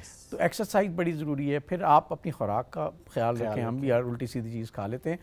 और उसके अलावा आपने ना अपनी रूटीन पे रहना है। एक रूटीन लाइफ में होनी चाहिए। मैं पहले शायद कह चुका हूँ, मेरे साथ एक सऊदी अरेबिया में एक दोस्त तो नहीं, हम इकट्ठे खेलते थे, वो सूडानी थे, वो शायद निंजा खेलते थे, तो वो नमाज के वक्त सारे इकट्ठे हो जाते थे। तो नमाज का सलाम फेरा और वहाँ पे बड़ी खूबसूरत वो एक दूसरे को ग्रीट भी करते हैं। तो मेरी तरफ उसने सलाम फेर के तो मुझे कहते हैं कि ये जो आप करते हैं ना, ये अल्लाह को बड़ा पसंद है। मैंने कहा जी क्या? ये खेलने आते हैं। मैं कहूँ यार क्या कह रहा है, हम भी तो सीखते हैं ना। मैंने कहा जी मुझे समझ नहीं आई। उसने कहा जो भी चीज़ आप मुसलसल एक रूटीन में करते हैं, अल्लाह को बड़ी पसंद है। तो ये यकीन करें बहुत बड़ी टेक्निक है कि कुछ भी है मुसलसल करते रहें, उसी में बरकत है। ठीक है। और आखिरी बात यह है कि लोगों के साथ ताल्लुक़, लोगों के साथ रिलेशनशिप, उसमें आपकी चॉइस है कि आप जहाँ आपको आसानी लगे वो आपको एक मोटिवेशन देती है। ठीक है। तो ये 4-5 चीज़ें हैं जिसकी वजह से हम अपने आप को निकालते हैं उस गुबार में से, उस दलदल में से जिसमें से रोज़ हम गिरते हैं। रोज़ अपने आप को बाहर निकालना ज़रूरी है और यही लाइफ है, यही स्ट्रगल है। Very true. ये भी तो होता है तसद्दुक़ साहब कि हम सबको तकरीबन अपने अपने इंडिविजुअल कैपेसिटी में ये लगता है कि जो मैंने सफ़र किया, अंग्रेज़ी वाला सफ़र, वो सबसे ज़्यादा टफ़ था। जो चैलेंजेस मेरे थे वो हमें लगता है कि बस मेरे ही थे और किसी के नहीं थे। वो चाहे फाइनेंशियल स्ट्रगल्स थे बचपन के या फॉर दैट मैटर इमोशनल थे, कोई भी थे। हमें बस ये लगता है कि जिस चीज़ से मैं गुजरा हूँ that was the toughest part, और बाकी सबके लिए ज़िंदगी बहुत आसान रही है। ये भी तो एक ऐसी चीज़ है, ऐसी सोच है जो कि हमें थोड़ा डैमेज करती है। अच्छा, ये आपने बड़ी खूबसूरत बात की है। हम अक्सर ना अपने अपने अंदर ही रहते हैं। इंसान को अल्लाह ने बनाया भी बड़ा कमाल का है। यानी जितने मर्ज़ी आप करीब आ जाए, आप दूसरे के अंदर नहीं झांक सकते। जो मर्ज़ी हो जाए और जो वो आपको दिखाना चाहता है आप वही देखेंगे, वही आप देखेंगे। तो हमारे अंदर ना कमज़ोरी ये है कि हम अपनी फेलियर दिखा नहीं सकते। अच्छा, दिखाएं भी किसको? हो सकता है आप मुझे दिखाएं और मैं कल आपको उसके लिए फिर टॉन्ट करूं। हमारे यहाँ ये बड़ा मसला है। आप किसी से दिल की बात शेयर करें ना, बड़ा मसला तो सारी ज़िंदगी वो टॉन्ट करता रहेगा। हाँ, तो ये डोंट भी ओवर शेयर इमोशंस में आके। एग्जैक्टली। तो ये भी है कि किससे क्या शेयर करें। तो यहाँ पे ना हम अपने अपने घरों के अंदर बंद रहते हैं। मेरे अंदर एक पूरा बंद है। अच्छा, हम जो एक्सपीरियंस कर रहे हैं ना, क्योंकि हमें नहीं पता कि दूसरे के साथ शायद इससे ज़्यादा बुरा हुआ है, लेकिन चूंकि उसने मुझे नहीं बताया, मैंने उसे नहीं बताया, तो हम अपने अपने अंदर से ही समझ रहे होते हैं कि शायद मेरा गम सबसे बड़ा है। हालांकि ऐसा नहीं होता। लेकिन एक चीज़ है जो अल्लाह ताला ने मेरे ख्याल डिज़ाइन में शामिल की है कि आपका गम उतना ही है, खुदा की कसम, जितना आप बर्दाश्त कर सकते हैं, उससे ऊपर नहीं। बस ये एक यकीन आ जाए। और दूसरा, हम सोशल एनिमल्स हैं ना, कभी कभी ख़ुद उदास होते हैं और उस उदासी का इज़हार भी करना चाहते हैं, लेकिन फिर तन्हाई है, महफिल में रहते हुए भी तन्हा रहते हैं। और बाज़ औक़ात ये होता है कि जो 7 लोग बैठे हुए हैं वो भी आपको नहीं देख रहे होते, भी माशरे को देख रहे होते हैं कि यार ये जो है ना, यानी मुझे तो ये लगता है कि लोग आपसे मोहब्बत और नफ़रत भी दिखाने के लिए करते हैं। फॉर एग्ज़ाम्पल कोई ये कहेगा, मैं मुश्किल बातें आज कर रहा हूँ, फॉर एग्ज़ाम्पल कोई ये कहेगा यार शोएब तो बड़ा स्टार है यार, बड़ा कमाल का बोलता है। लोग दिखाने के लिए आपसे मोहब्बत करेंगे कि मैं शोएब के कितने करीब हूँ। लेकिन कल खुदा ना खास्ता कोई ये कहे कि यार शोएब तो ठीक बंदा नहीं है, कोई ये मसला है। लोग दिखाने के लिए कहेंगे अच्छा देखा मैंने फिर क्या किया उसके साथ। सो ये एक कमाल की और इल साइकी है कि हम इमोशंस भी हमारे ना, वो हमारे अपने नहीं होते, हम किसी और को दिखाने के लिए कर रहे होते हैं। तो हम इतने आर्टिफिशियल हैं। और यहाँ पे फिर जब इतनी ज़्यादा मसनूई ज़िंदगी होगी तो मसाइल भी आएंगे, अंदर तकलीफ़ भी होगी। तो इसके साथ ही हमें जीना है। और इसके लिए मेरा और आपका मकसद लोगों का ये होता है कि यार ये तो होगा भाई, मतलब इसका ये नहीं है कि आप बुरे हैं। अल्लाह को हमारी बुराइयों का नहीं पता है ना। हो सकता है जो बुराई कर रहा हो वो उससे ज़्यादा बुरा हो। मैं मिसाल पूरी नहीं दे सकता, लेकिन बताऊँ कि एक मैंने देखा, एक मेरा जूनियर यूनिवर्सिटी में किसी की ठीक ठाक पिटाई कर रहा था और सारे वो भी मार रहा था। तो मैंने कहा क्या हुआ? उसने कहा ये बात हुई है। तो मैंने कहा, मैंने उसे कहा तुम क्यों मार रहे हो? कहता क्यों? मैंने कहा तुम तो इससे ज़्यादा ये करते हो। ठीक है। तो ये दिस इज़ मतलब ये हम ना बस अपने अपने एक उसमें चक्कर में घूम रहे हैं, तो आप ये फ़िक्र ना करें कि कोई आपके बारे में क्या सोचता है। बड़ा मुश्किल काम है, बड़ा मुश्किल काम है, लेकिन इसमें से इम्यून जितना हो सके उतना आपके लिए आसानी होगी। और अपना फोकस रखें, कोई आपको मायूस करता रहे, आप सुबह उठें, जो आप कर सकते हैं वो करें, और उसमें से आपको उसको दिखाने के लिए कोई कामयाबी नहीं भी मिल रही तो कोई फ़र्क नहीं पड़ता। सही बात है, ठीक है, क्योंकि अल्लाह ने आपके लिए एक प्लान रखा है और हर एक के लिए एक प्लान है और उस पर हमने चलना है। Very true.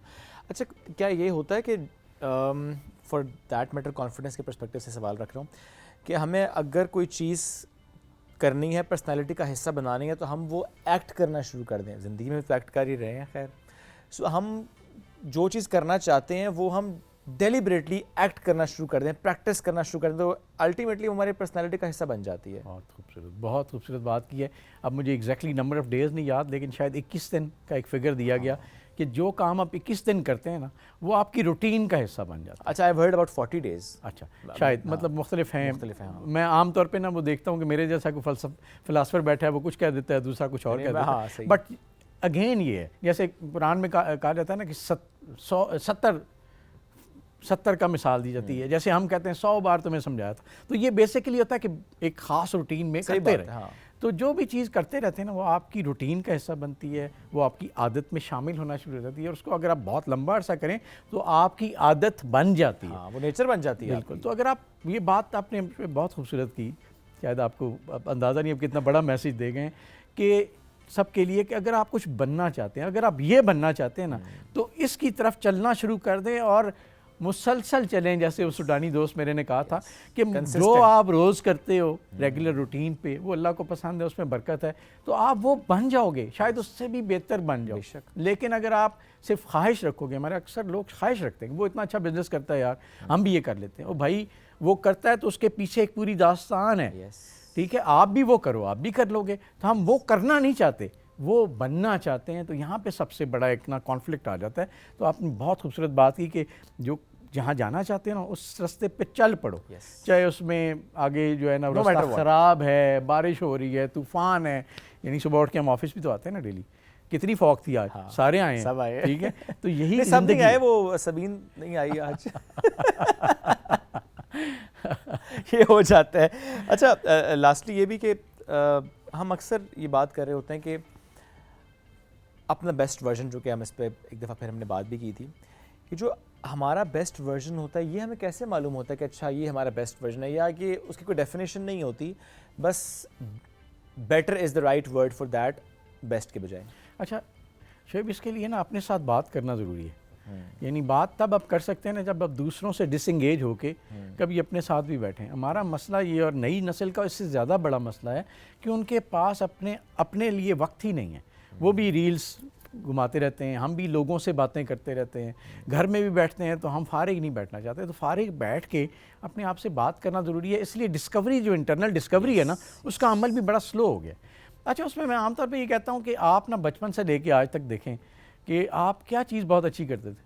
हो सकता है आप स्पीच बहुत अच्छी करते हो सकता है आप उस वक्त जो है ना वो ज़हनी आजमाइश के मुकाबले होते थे, उसमें आपकी मेमोरी बहुत अच्छी होती हो, एंड सो ऑन, क्रिकेट अच्छी खेलते हो, कुछ तो हो सकता है ना। या लोगों से जब आप बात करते हो तो आपसे बेहतर समझ लेते हो लोग, तो आप उसको एक दफ़ा स्कैन करें कि क्या ऐसी चीज़ थी जो आज तक आपने की और आप अच्छी की आपने, तो दैट इज़ योर स्ट्रेंथ। ठीक है, और क्या ऐसी चीज़ है जिस पे आपने सीख के उसको बेहतर किया, एंड सीख के बेहतर करना भी है। और कुछ ऐसी चीज़ें हैं जो आप नहीं कर पाए, शायद वो आपका पार्ट ही नहीं है या आपने उस तरफ जाना नहीं। तो एक दफ़ा स्कैन करके आप देखें कि यार ये एबिलिटीज़ हैं और मेरे पास क्या अपॉर्चुनिटीज़ हैं, मैं उसको किस तरह से मुसलसल कर सकता हूँ। बाज़ू का 4 जगहों पे ना, वो उस दिन बड़ी खूबसूरत कोई बात मैं सुन रहा था किसी चैनल पे ही, तो वो ये कह रहे थे कि बाज़ू का आप एक दरवाज़ा खटखटा रहे होते हैं, खुल दूसरा जाता है। यू नेवर नो कि कहाँ अल्लाह ने कामयाबी रखी। और सच बताऊँ ना, तो मैंने अपनी ज़िंदगी में जिस तरह बहुत कोशिश की थी वो अक्सर नहीं हुआ, और ख़ुद ब खुद कोई और रास्ता अल्लाह ने खोल दिया। तो बाज़ वक़्त आप एक जॉब के लिए अप्लाई कर रहे होते हैं, यही करनी है, नहीं मिलती। सही बात है, मोहब्बत में भी ऐसे हो जाता है। अक्सर हो जाता है, दरवाज़ा गलत खटखटा देते हैं आप। नहीं, अक्सर हम गलत ही खटखटा रहे होते हैं क्योंकि हम फैंटेसी ढूंढते हैं ना। सही बात है, हम फैंटेसी में जा रहे होते हैं, हमारे लिए ठीक क्या है ये हमें नहीं पता, हमें नहीं पता। और यही सबसे बड़ी इत्मीनान की बात है एक उम्रे की किताबों में आपने दुआ पढ़ी होगी, आप अभी आए हैं, मुझे बड़ा मज़ा आया। उसमें था कि या अल्लाह मेरे लिए वो फरमा दे जो मेरे हक़ में बेहतर है, और उससे अगली बात उससे ज़्यादा खूबसूरत है, और मुझे इसका शऊर दे दें। हमें तो उसका शऊर भी नहीं है कि हमारे लिए बेहतर क्या है। तो जो अल्लाह कर रहे हैं ना, सबसे बड़ी उम्मीद ये है वो बेहतर है, उससे मायूस ना हो। मुश्किल है, लोग आपको टॉन्ट कर रहे हैं, करते रहें, आपने अपने रास्ते पे चलना। बेशक ऐसा तवक्कुल रखें, that's the bottom line actually. Sir बहुत शुक्रिया साथ मौजूद थे। It's always amazing talking to you. Thank you very much for joining us today. नाज़रीन, में बढ़ना है अभी क्विकली ब्रेक की तरफ, लेकिन इस गुफ्तगू को आपने प्लीज़ बड़ा ध्यान से सुना भी होगा, लेकिन हम कोशिश करेंगे इसके कुछ क्लिप्स आप तक दोबारा भी पहुँचाएँ, चूँकि ये जो गुफ्तगू होती है, जो कॉन्वर्सेशन है इस सेट पे स्पेशली तसद्दुक़ साहब के साथ, it's very valuable, it's very meaningful, purposeful. Let's take a break, will be right back. This is rising Pakistan.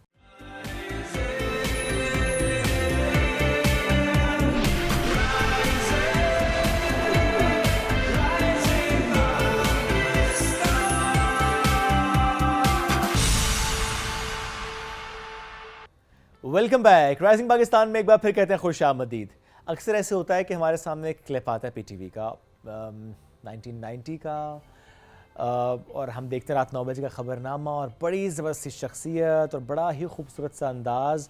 तो फिर पहला सवाल जहन में क्या आता है, ये खातून आजकल कहाँ होंगी, ये क्या कर रही होंगी, ये क्योंकि ज़ाहिर है ये सवाल हम सबके जहनों में आ रहा होता है। वक्तन फ़वक्तन हम देखते हैं कि हमारे बहुत से ऐसे ज़बरदस्त न्यूज़ एंकर जिनको देख के ज़ाहिर है इंडस्ट्री ने सीखा, ग्रो किया, आगे बढ़े। ऑन एंड ऑफ हम उनको देख भी रहे होते हैं, इंटरव्यूज़ उनके हो रहे होते हैं। तो आज एक ऐसी शख्सियत ने मैं ज्वाइन किया। मैंने हल्की सी बात तो पीटीवी की कर दी, बिकॉज 1986 से लेके 2001 तक माशाल्लाह वो रही आउटस्टैंडिंग कैटेगरी में पाकिस्तान टेलीविज़न न्यूज़ की होस्ट, और रात 9 बजे का खबरनामा जो कि ज़ाहिर है बहुत इंपॉर्टेंट अभी तक है, उसको उन्होंने न्यूज़ डिलीवर की। इसके साथ साथ रेडियो पाकिस्तान से मुंसलिक रहीं, निजी चैनल से मुंसलिक रहीं, उसके बाद बाहर चली गईं, वहाँ भी 2-3 साल उन्होंने एक निजी चैनल के साथ काम किया। Currently she is working with YouTube. तो ये देखें कितनी ज़बरदस्त बात है कि जैसे जैसे दौर बदला वैसे वैसे उन्होंने अपने आप को भी ढाला कि अगर आज यूट्यूब का दौर है तो she is doing the digital media. So let's have राहिला फिरदौस साहिबा, she is with us today. उनको करते हैं वेलकम। अस्सलाम वालेकुम जी, कैसे हैं आप? वालेकुम अस्सलाम, बिल्कुल ठीक, आप कैसे हैं? अल्हम्दुलिल्लाह बिल्कुल ठीक ठाक। So good to have you. Thank lovely you so shawl. much for having me here. Thank you. Thank you. Oh, you पहले like- शॉल की बात मुझे सुननी है आपसे ना, एक बहुत प्यारी शॉल है, लेकिन यूएस से आई है। असल में बात यह है कि मैं पाकिस्तान को इतना पसंद करती हूँ माशाल्लाह। कि मैं चाहती हूँ कि जब भी हूँ पाकिस्तान के मुख्तलिफ इलाकों में चली जाऊँ। तो कल हम इत्तेफाक से नथिया गली गए, Okay. और पाकिस्तान की सभी चीज़ें तो खूबसूरत हैं, नज़ारे तो हैं ही खूबसूरत, बेशक। और लेकिन साथ साथ आपको पता है यहाँ पर जो काम होता है ना, उसकी क्या बात है। सही बात है। तो बस ये हमारी पाकिस्तानी शॉल है, और क्या बात है। पाकिस्तान से जैसे ही आई हमने कहा चले जी पाकिस्तान के शो में है, पाकिस्तान में है, तो सिर्फ फौरन क्या बात है, क्या बात share है। करते यू आर हैं। Carrying it beautifully and elegantly, I must say thank you that. So much. PTV, चूंकि आज आप पीटीवी होम पे मौजूद हैं, भले आपका ज़्यादा जो काम रहा पीटीवी न्यूज़ के साथ रहा, but still there must be nostalgia with PTV. आज जब दाखिल हुई पीटीवी में तो कोई फ्लैशबैक, कोई मेमोरी, कोई बात, कुछ याद आया? असल में बात यह है कि मुझे ऐसा लगता है याद तो क्या करें, जो चीज़ दिल में बसी हुई है उसे आप कैसे भुला सकते हैं। और पाकिस्तान टेलीविज़न मेरी ज़िंदगी का सबसे पहला सफ़र, तो पीटीवी तो मेरी ज़िंदगी है। और यहाँ हूँ या पाकिस्तान से बाहर, मैं अभी पीटीवी के लिए वहाँ से रिपोर्टिंग भी करती हूँ, और पाकिस्तान से आती हूँ तो पाकिस्तान के हमारे टीवी स्टेशन ज़रूर आना होता है। माशाल्लाह, ज़बरदस्त। तो पहला दिन याद है पाकिस्तान टेलीविज़न न्यूज़ का? बहुत अच्छी तरह याद है, इसलिए कि मुझे बहुत देर तक तो इस बात पर यकीन ही नहीं आता था कि मैं पाकिस्तान टेलीविज़न का हिस्सा बन चुकी हूँ। क्योंकि स्टूडेंट लाइफ में मैंने ऐसे ही इत्तेफाक से जाके एक ऑडिशन दे दिया था, और जिसका मुझे यकीन भी नहीं था कि मैं जो हूँ सेलेक्ट हो जाऊँगी। या यकीन था कि नहीं होंगी? नहीं, ये नहीं मैं कह सकती। मैंने ज़िंदगी में कभी ये सोचकर कोई काम नहीं किया। वंडरफुल। हमेशा ये सोचती हूँ पॉजिटिव होकर कि जो मैं काम करने जा रही हूँ उसे पूरी तवज्जो से करूँगी, और ज़रूर करूँगी। नहीं, अब हम वो पहला दिन डिटेल से सुनेंगे जी, हाँ। ऑडिशन वाला दिन भी बिल्कुल, सुनेंगे, और बिल्कुल। पहला दिन जो ऑन एयर वाला था। हाँ बिल्कुल। तो बस वो मैंने तो इत्तेफाक से ऑडिशन दिया, और पता ही चला कि जी बहुत सारे लोगों में सिलेक्शन हो गया, जबकि मुझे लगता था कि पीटीवी पर कभी कोई बगैर सिफारिश के आ ही नहीं सकता, और हम तो सिर्फ एक स्टूडेंट की हैसियत से गए थे। लेकिन ये भी सोचा था कि अगर आज मौका मिला है तो क्यों ना आज ही ट्राई कर लें, फिर दोबारा तो शायद यहाँ आना ही नहीं होगा। तो बस फिर होता गया काम, और बस बनती गई ज़िंदगी हमारी पीटीवी के साथ। नाइस। वो जो ऑडिशन दिया, सिलेक्शन हो गई, तो फिर who was the first one जिसको बताया, और कैसा रिस्पांस फैमिली का एंड एवरीथिंग? ये बहुत अच्छा सवाल है और इस सवाल के बाद मैं हमेशा खुद भी सोचती हूँ कि मैंने जब ये सिलसिला शुरू किया था मेरे घर वालों को पता भी नहीं था। रियली? हाँ, और बस मैंने आपको बताया कि वो एक दरख्शां प्रोग्राम था जिसमें मैं तो एज ए गेस्ट गई थी। स्टूडेंट थी, तो मैंने कहा चलें ठीक है, यहाँ आई हूँ, ऐसी एक एप्लीकेशन दे के चली जाती हूँ। और किसी को घर में पता भी नहीं था। ये तो ज़रूर है कि मेरी एक्टिविटीज़ थी, मैं डिबेटर भी थी और मुख्तलिफ और भी इस तरह की एक्टिविटीज़ में जाती थी। बस में तलबा करती थी रेडियो से, लेकिन उसके बावजूद ये नहीं पता था कि टीवी ज्वाइन कर लूँगी। और मेरी फैमिली में कभी कोई दूर तक भी टीवी से था नहीं। सही। तो बस उसके बाद जब मेरा सिलेक्शन हुआ उस वक्त तक भी सिर्फ मेरी अम्मी को पता था। और मुझे इस बात का डर था कि घर से मुझे कभी परमिशन मिलेगी कि नहीं। आखिरी दिन जब मुझे पता चला, स्केड्यूल हुआ हमारा पहला दिन, और मुझे घर में बताना था कि कल से मैंने न्यूज़ पढ़नी है। लेकिन अल्हम्दुलिल्लाह ये बहुत अच्छी बात है कि मेरे वालिद ने बहुत अच्छी तरह से उस चीज़ को जो है वो एक्सेप्ट किया और कहा कि मुझे यकीन है जिस जगह भी जाओगी बहुत अच्छा करोगी। वाओ। तो अल्हम्दुलिल्लाह इस चीज़ की वजह से मुझे बहुत सपोर्ट मिली फिर। माशाल्लाह। ज़ाहिर है जब न्यूज़ एंकरिंग आपने की होती है या प्रोग्राम्स की होते हैं, बहुत से ऐसे मोमेंट्स आते हैं जो कि आपको हमेशा याद रह जाते हैं। कुछ ऐसे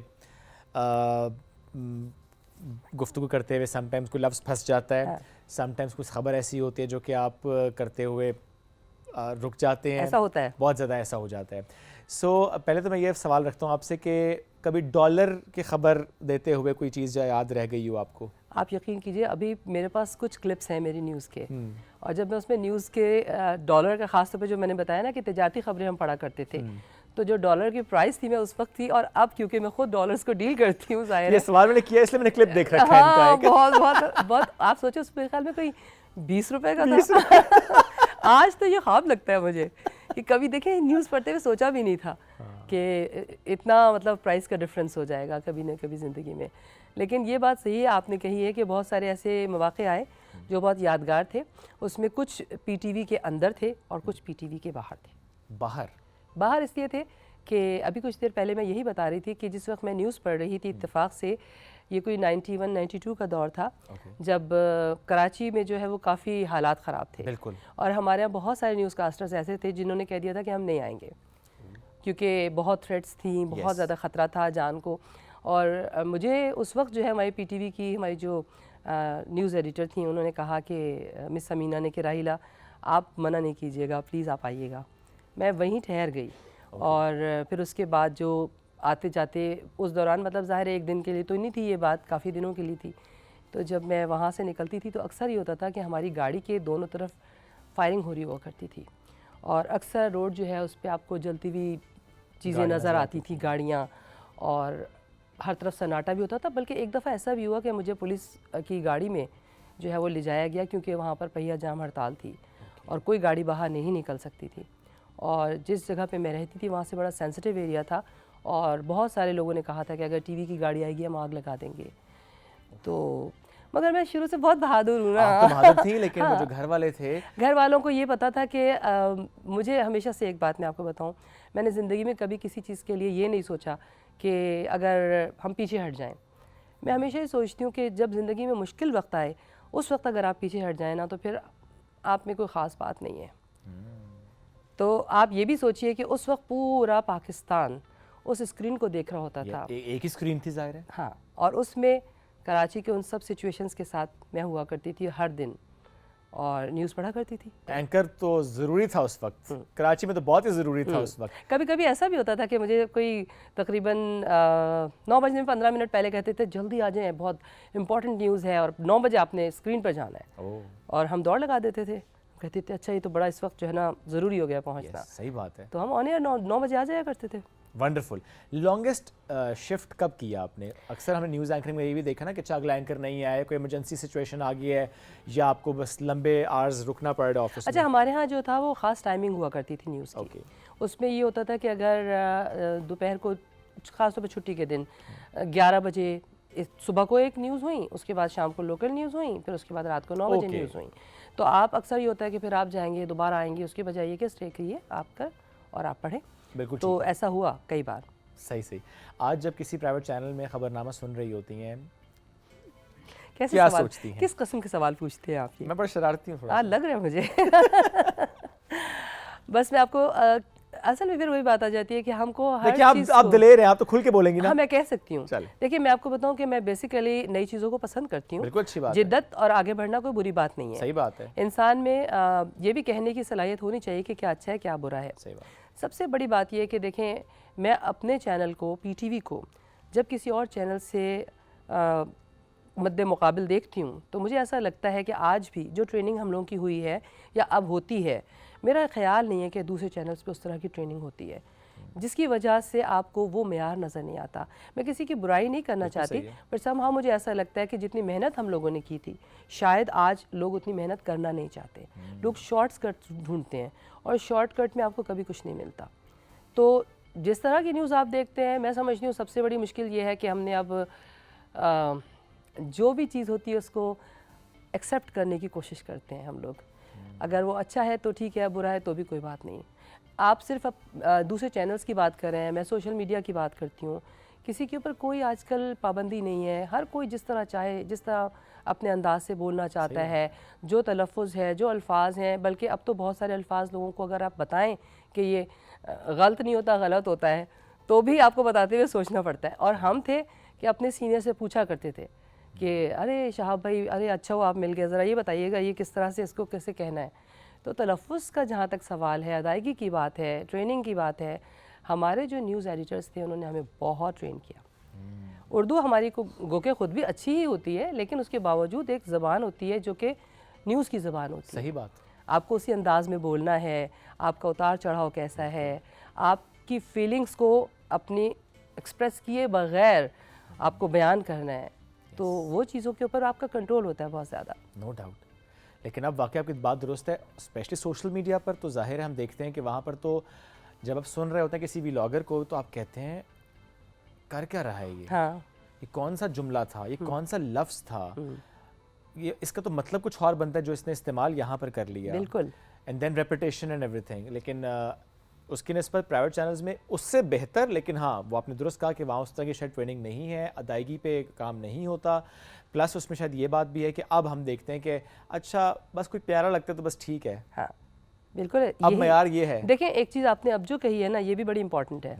मैं जहाँ रहती हूँ वहाँ पर मैं बहुत सारे न्यूज़ एंकर्स को देखती हूँ, उनमें अक्सर बेशतर ये ज़रूरी नहीं है कि अगर कोई काला है या अगर कोई ग्लासेस पहनता है या अगर कोई बालों के बगैर है, जो भी personality, doesn't matter. Doesn't matter. Yes. आपके सामने उनकी सलाहियत होती है और उनका तजुर्बा होता है, उस चीज़ को मैटर करते हैं। एज मैटर नहीं करती। एज मैटर नहीं करती। ये यहाँ बड़ा मसला है। हाँ। We need young, fine, it's good to have young, but लेकिन उसके बावजूद आपको ना कोई, अब जैसे मैं यही कहती हूँ कि देखें, कराची सेंटर से न्यूज़ हुआ करती थी, उसके बाद न्यूज़ सेंट्रलाइज हुई, यहाँ आई, इत्तेफाक से उसी दौर में मैं चली गई। लेकिन आज भी मैं इस बात को महसूस करती हूँ कि हमारे जो न्यूज़ कास्टर्स थे उनको इतनी ट्रेनिंग दी गई, इतना उन्होंने अपना वक्त दिया पीटीवी को, आज वो कहाँ हैं? उनके लिए कोई दूसरा ऑप्शन नहीं रहा, जो कि मैं समझती हूँ कि थोड़ी ज़्यादती है, क्योंकि उस वक्त हम लोग पीटीवी के वीआईपीज़ हुआ करते थे और हमें न्यूज़ एंकर होने के साथ कोई और प्रोग्राम करने की परमिशन नहीं थी। तो उस दौर में हमारे लिए और बहुत सारे ऑप्शंस हो सकते थे, लेकिन हमने तो ये सोचा कि नहीं, हम पीटीवी के न्यूज़ कास्टर्स हैं। सही बात। तो न्यूज़ कास्टर होने में अच्छाई भी है, लेकिन साथ साथ ये चीज़ें थी जिसकी वजह से आज बहुत सारे स्टेशंस के लोग आपको कहीं और नज़र नहीं आते। आप ये देखिए कि इस्लामाबाद में तो फिर भी न्यूज़, क्योंकि पीटीवी भी है, चल रहा है, लेकिन जो दूसरे स्टेशन हैं, अगर आप पेशावर देखें, आप कोयटा देखें, आप सिंध, कराची देखें, लाहौर देखें, आपको पुराने न्यूज़ कास्टर्स कहीं नज़र नहीं आएंगे। Very true. बहुत मुश्किल से हमें अगर कोई नज़र आएगा तो मैं इशरत साहिबा नज़र आती हैं रेडियो पे, वो हाँ, वो रेडियो पे ना। आपकी बात बिल्कुल दुरुस्त है कि हमें इस तरह से नज़र नहीं आती। अच्छा, क्विकली आ जाते हैं जी अब आपकी यूट्यूब जर्नी पे, बिकॉज आपने बड़ा अच्छा ट्रांजिशन है आपका, newscaster, then moving abroad, वहाँ पे काम करना, निजी चैनल के साथ प्रोग्राम, एंड देन रेडियो आपने उससे पहले ज़ाहिर किया हुआ है। आपने सोचा कि नहीं, चूंकि दौर बदल गया है, चूंकि दौर डिजिटल है, अब लोग डिजिटल स्पेसेस पर देख रहे हैं आपको, तो आपने कहा कि मुझे इस स्पेस पे अपनी एक जिम्मेदारी अदा करनी है। बिल्कुल। So how is that experience? Actually मुझे कभी कभी ऐसा लगता है कि कोविड के आने ने दुनिया बदल दी। सही बात है। उससे पहले जब मैं ये जो निजी चैनल की आप बात करें, इसके लिए मैंने कोई 3 साल तक 300 लोगों के इंटरव्यूज़ किए थे, और उनमें बहुत सारे लोग ऐसे भी थे जो मशहूर नहीं थे बल्कि आम शहरी थे। अगर कोई ढोल बजाने वाला है तो मेरे लिए वो भी अहम है। सही बात। अगर कोई किसी भी फील्ड का है, मेरे पास आता है, सिंगर है, तो हमने कहा ठीक है कोई बात नहीं है, हम नए सिंगर्स को भी इंट्रोड्यूस कराएंगे। अच्छी बात। तो उस दौर में जब हम ये प्रोग्राम कर रहे थे बात से बात राहिला के साथ, तो उसमें लोग पसंद भी बहुत कर रहे थे, क्योंकि पहली बार हमने जब वहाँ प्रोग्राम शुरू किया उसमें कभी हमारे पास शौकत अली साहब आए, कभी ग़ुलाम अली साहब आए, फ़रीदा खानम साहिबा आई, और बहुत अच्छे अच्छे हमारे जो सिंगर्स थे वो आए, और वहाँ के जो लोकल लोग थे। लेकिन साथ साथ मुझे ऐसा भी महसूस होता था कि आपकी दुनिया महदूद हो जाती है, आपके मेहमान महदूद हो जाते हैं। और जब कोविड ने हमें महदूद किया और हमें लगा कि हमारी दुनिया तो और वसी है, अगर हम सिर्फ एक कैमरे के सामने बैठना चाहें तो कहाँ तक जा सकते हैं। बिल्कुल। तो मुझे ऐसा लगा कि बहुत सारे चैनल्स अपनी पोजीशंस उनकी चेंज हो रही थी, मैं उसका नाम नहीं लूँगी, लेकिन क्योंकि वहाँ पर भी कुछ मसाइल होते हैं तो उस चैनल के लिए भी मज़ीद आगे उस चीज़ को कंटिन्यू करना मुश्किल था। तो फिर उस वक्त मैंने सोचा क्यों ना हम आ जाएं यूट्यूब पर। क्या बात है। हाँ, तो ये चीज़। अच्छा, एक और मज़े की बात यह कि न्यूज़ एक बिल्कुल अलग शोबा है और प्रोग्राम करना एक बिल्कुल अलग, क्योंकि मैं आपको देख रही हूँ माशाल्लाह आप इतना अच्छा बोलते हैं। तो लेकिन मुझे खुद बोलने का भी बहुत शौक़ था, और हमेशा ये लगता था कि लिखी हुई न्यूज़ तो हमेशा पढ़ी है मैंने लेकिन खुद भी तो कुछ बोलना है ना मुझे। सही बात। तो उस मज़े की बात ये थी कि जब मैंने लोगों से बातचीत शुरू की तो मुझे ऐसे ही लगता था कि मैं बहुत कम स्क्रिप्ट लिखती थी, और कहती थी बात से बात है ना, तो जो बात सुनने को मिलेगी उसी से मज़ीद सवाल बनेंगे। तो बहुत ही अच्छा और बड़ा मज़ेदार एक्सपीरियंस था वो मेरा, और मुझे हमेशा ये लगा कि मैंने जो जो चीज़ें चाही हैं, वो पीटीवी में हमारी जो एक थी ना रिस्ट्रिक्शन कि आप कुछ और कर नहीं सकते हैं, वो वहाँ जाके हमारी पूरी हुई। साथ साथ फिर वहाँ पे इतनी हमारी सोशल एक्टिविटीज़, हमारे कॉन्सुलेट के एम्बेसी के प्रोग्राम्स, फिर पाकिस्तान डेज़ के मैं बहुत बड़े बड़े प्रोग्राम्स की होस्टिंग। तो मुझे हमेशा ऐसा लगा कि जी आप जहाँ जाते हैं अपनी दुनिया आप पैदा कर। बेशक। तो हमने कहा जहाँ हैं तो चलें, अब आ गए हैं तो पाकिस्तान को लेकर यहाँ भी चलेंगे माशाल्लाह। अच्छा, क्या इसमें ये चैलेंज रहा आपको, क्योंकि हम डिजिटल स्पेसेस में देखते हैं कि जो age bracket digital spaces consume करने वाली है वो रिलेटिवली यंगर पॉपुलेशन है दुनिया भर में, ज़ाहिर है, और उसका अटेंशन स्पैन बहुत कम है। और अगर आप अदायगी में बहुत शाइस्तगी रखते हैं, आप सही उर्दू के साथ चल रहे हैं, तो वो जो हमारी ऑडियंस है वो रिलेट ही नहीं कर पाती है, उनको समझ भी नहीं आती है वो, क्योंकि उनको गलत उर्दू ही सही लगती है। ये एक बड़ा मसला है। शॉर्ट कंटेंट चाहिए उनको उस गुफ्तगू में बहुत ज़्यादा फ़िलॉसफी भी नहीं चाहिए समझ है। सकती हूँ। So you got my point, right? So ऐसी ऑडियंस के होते हुए अपने यूट्यूब को लेकर चलना was that a challenge? Actually नहीं, मुझे हमेशा ऐसा लगता है कि आपकी अपनी ऑडियंस होती है जो आपको पसंद करती है। ठीक है। अच्छा, मेरे साथ ये समहाउ हमेशा से रहा कि मैं वहाँ पर भी, क्योंकि बहुत सारे उर्दू के प्रोग्राम्स के साथ भी मुंसलिक हूँ, और मैं वहाँ बहुत सारे अदबी प्रोग्राम्स में भी जाती हूँ, उनकी भी होस्टिंग करती हूँ। अभी हमने वहाँ पर एक प्रोग्राम उर्दू अदब और चाय से शुरू किया, जो पहला प्रोग्राम हमने कॉन्सुलेट में जाके किया यौम इक़बाल के हवाले से, और मुझे हमेशा ऐसा लगा कि वहाँ रहने वाले लोग जो हैं उनका भी बहुत इंटरेस्ट होता है कि वो भी उर्दू के बारे में सुनना चाहते हैं और जानना चाहते हैं। और मैं आपको ये भी कहूँ कि देखिए बात ये है कि बहुत सारे लोग ऐसे भी हैं, हमारा ख्याल है ऐसा जो आप कह रहे हैं कि उनको शायद बहुत अच्छी उर्दू सुनना पसंद नहीं होती है, या फिर ये जिस तरह आप कह रहे हैं यंग जनरेशन, हमारे यहाँ वहाँ की यंग जनरेशन उर्दू सीखने की कोशिश करती है। अच्छा। इवन मैं खुद कोशिश करती हूँ कि मेरे बच्चे उर्दू बोलें। सही। और वहाँ पर हमारी ये एक तरह से कहना चाहिए कि पाकिस्तानी कम्युनिटी की ज़िम्मेदारी भी है कि हम जब यहाँ रहते हैं दुनिया की ज़बानें बोलते हैं बच्चे, स्कूल्स में उन्हें मुख्तलिफ़ ज़बानें सिखाई जाती हैं। आप यकीन कीजिए हमारे यहाँ जर्मन है, स्पेनिश है, अरबिक है, हिंदी ज़बान, उस पर फिर ये हुआ कि स्टार्टअप का एक प्रोग्राम था वहाँ पे NYU से, जिसकी वजह से उर्दू का प्रोग्राम भी वहाँ पर शुरू किया गया स्कूल्स में। आप अपने बच्चों को उर्दू की क्लासेस दें। तो मुझे कभी ऐसा महसूस इसलिए नहीं होता कि मुझे ऐसा लगता है कि पाकिस्तान में रहने वाले लोग जो है ना, वो अपनी ज़बान के साथ इतनी मोहब्बत नहीं करते, पाकिस्तान के साथ उतनी मोहब्बत नहीं करते, पाकिस्तान की चीज़ों के साथ इतनी मोहब्बत नहीं करते जितनी शायद हम शायद फॉर ग्रांटेड लेते हैं कि हमारे पास तो ये है ना। हाँ, दूसरी बात ये भी है कि हम जो है वो एक आम भेड़ चाल वाली बात है कि हम जो है समझते हैं कि दुनिया की तरक्की जो है वो इस बात में है कि हम जो है वो शायद दूसरे लोगों को अपनाएं, दूसरे के तरीके अंग्रेजी बोलेंगे तो तरक्की याफ्ता लगेंगे। हाँ। ज़्यादा मॉडर्न लगेंगे। बिल्कुल, ये बात है। और मुझे हमेशा ये महसूस होता है कि जहाँ हमारे बच्चे रहते हैं, यंगस्टर्स रहते हैं, वो तो खुद ब खुद वहाँ पे इंग्लिश बोलते ही हैं, तो अगर उन्हें उर्दू ज़बान आती है तो बहुत सारे घरों में, अगर आप ब्रुकलिन चले जाएं, वो लिटिल पाकिस्तान है, वहाँ तो घरों में पंजाबी बोली जाती है। ओके। हाँ, तो मतलब मैं नहीं समझती कि ज़बान आपकी ज़िंदगी के लिए, बल्कि अब तो ये हो गया है कि अगर आप जॉब करने के लिए जाते हैं, बायलिंगुअल हैं, तो आपको बाज़ औक़ात उसकी वजह से बहुत फ़ायदा होता है। तो बच्चे जब किसी जगह जाते हैं हेल्प करने के, तो वो कहते हैं अच्छा ये बच्चा तो उर्दू भी समझता है, तो ये एक तरह से आपके पास एक मज़ीद आपकी खुसूसियत में शामिल हो जाता है। राना साहब, ज़िंदगी में क्या खोया क्या पाया? देखें, एक बात बताऊँ, मैंने एक दफ़ा बहुत अच्छा किसी जगह देखा था पोस्ट में, एक जगह खोए की तस्वीर थी, एक जगह पाए की तस्वीर थी। तो ना तो मैं उस खोए की बात कर रही हूँ, ना मैं पाए की बात करूँगी। मैं तो समझती हूँ कि ज़िंदगी में हम देखें, ज़िंदगी है, अल्लाह ताला ने हमारी तकदीर में जो लिखा है हमें मिलेगा। हमारा ये एज ए मुस्लिम एक तरह से हमारा बिलीफ है। और मैं समझती हूँ कि देखें, मैंने ज़िंदगी में कभी ये सोचा भी नहीं था कि मैं एक न्यूज़ कास्टर बनूँगी, और वो भी पाकिस्तान की इतने बड़े चैनल की, नेशनल नेटवर्क की आउटस्टैंडिंग कैटेगरी की न्यूज़ कास्टर। और इतने सालों तक मैंने न्यूज़ पढ़ी, और अल्लाह ताला ने जो मकाम दिया, मैं आज भी समझती हूँ कि ये मेरी किस्मत नहीं, मेरी तकदीर थी।